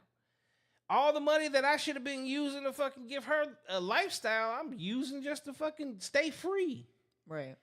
Okay, she would come home. So she bowled on Thursday nights. She what? I'm sorry. Bowled. She was a bowler.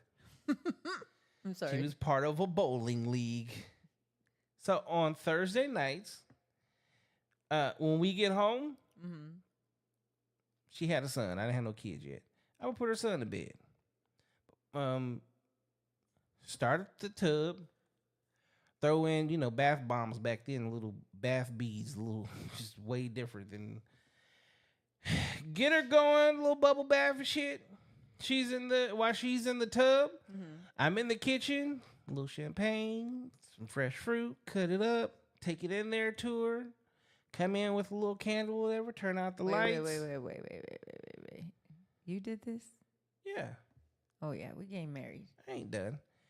Take the towels, you take We all are the getting towels. married. Take the towels, you put the towels in the dryer. In the what?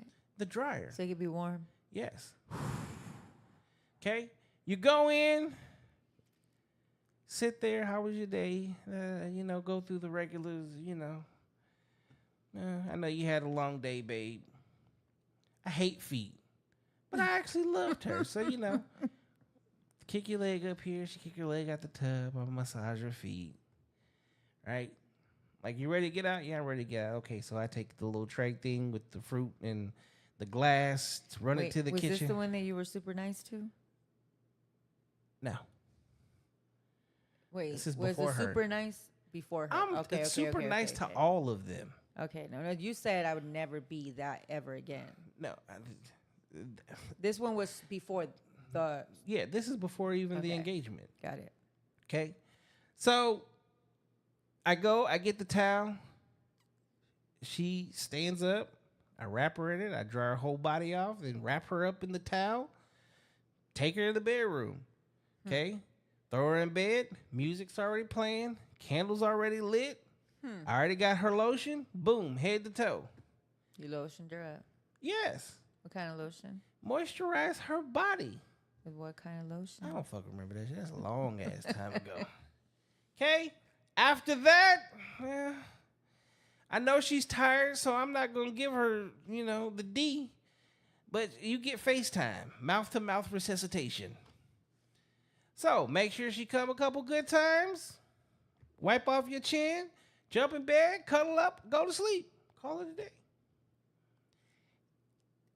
That, as a man, if a man can do that, knowing that my woman's had a hard day, that's where, in a relationship, if I can't even get like a quarter of that shit, knowing that I'm willing to do this for you, but you're never willing to do that for me, yeah, it's not happening. For me, it's a done deal. And that's just like, in a relationship, this is why I say in a relationship, if you fuck this up, you just, you fucked up some good shit. You're going to make me cry. What are you crying for?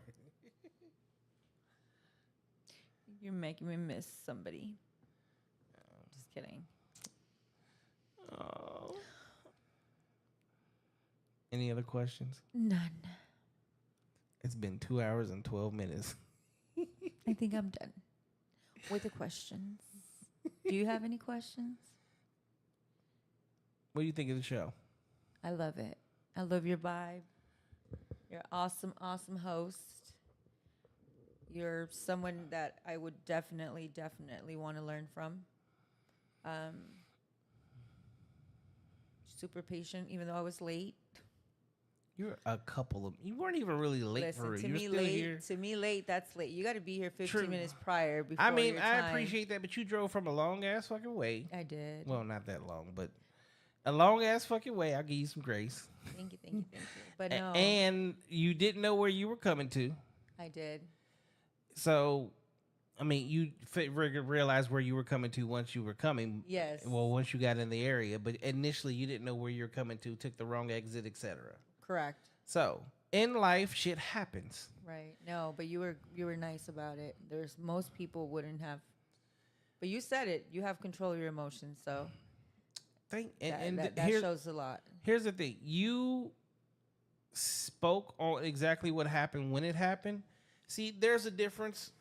There's some of these motherfuckers because I didn't cancel, and they were up front, okay, but it was already past that time because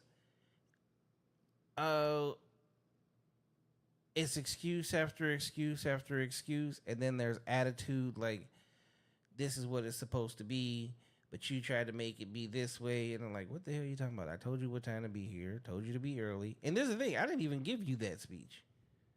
Yeah, no. I have.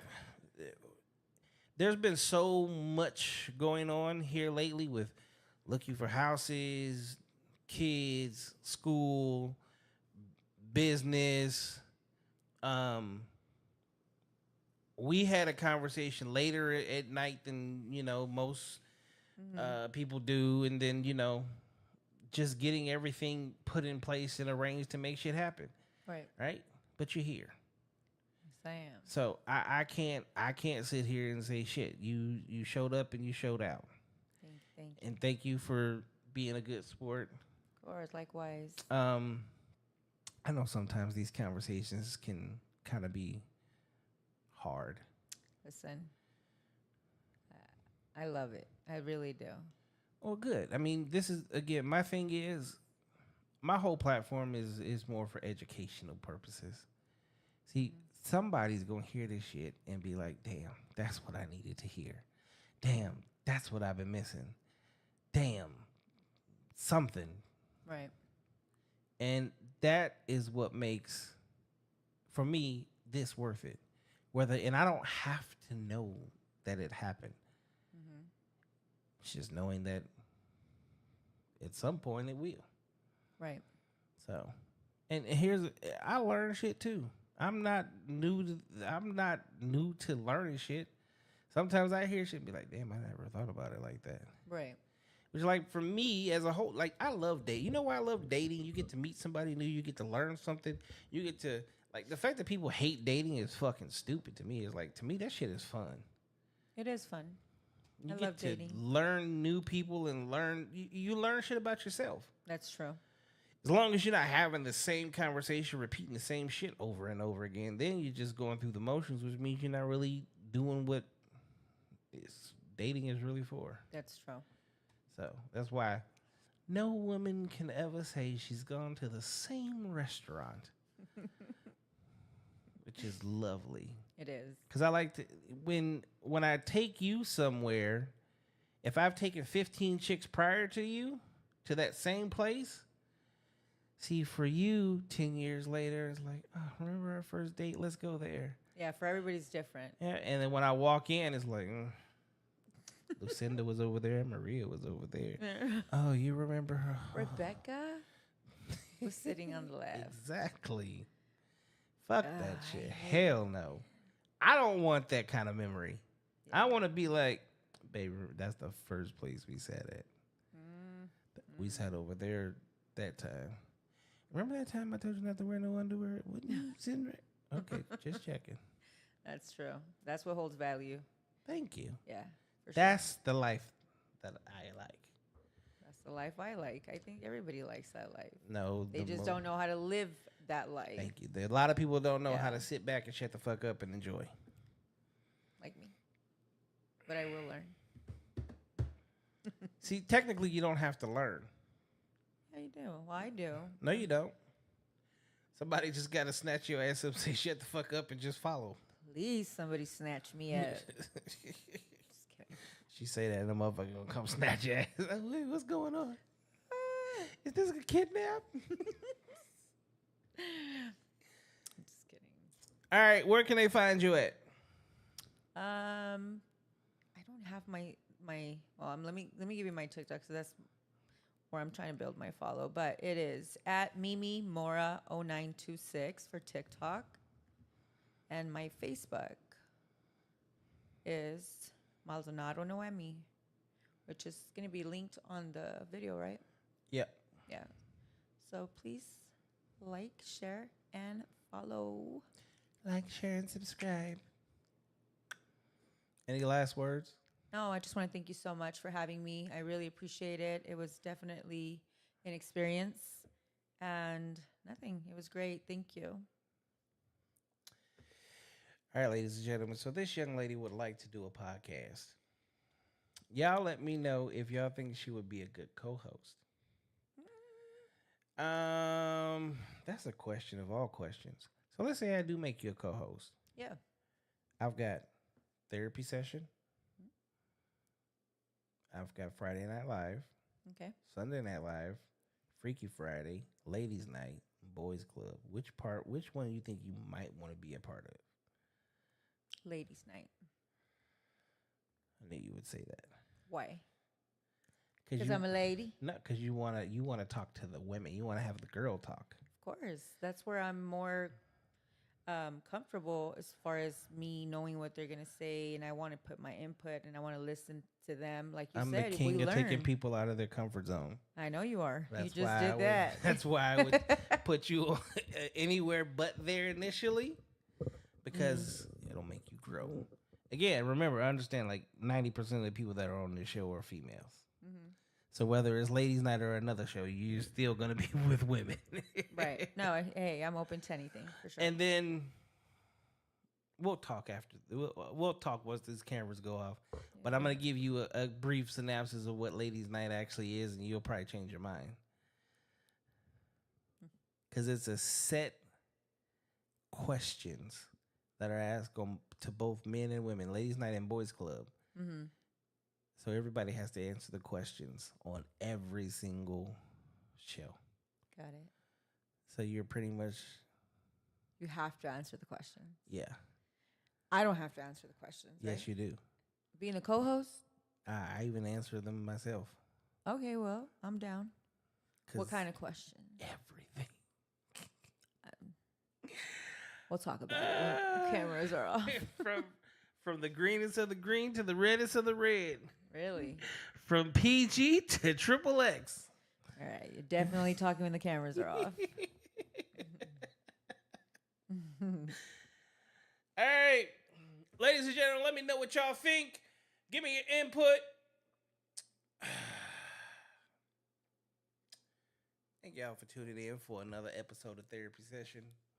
We had a wonderful guest here tonight. I'm glad. See, this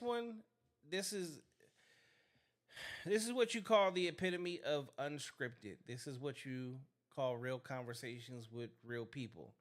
This is probably one of the best shows that you will probably ever see on the internet, because you never know what you're going to get. You never know what somebody's going to say, and you never know where it's going to take you.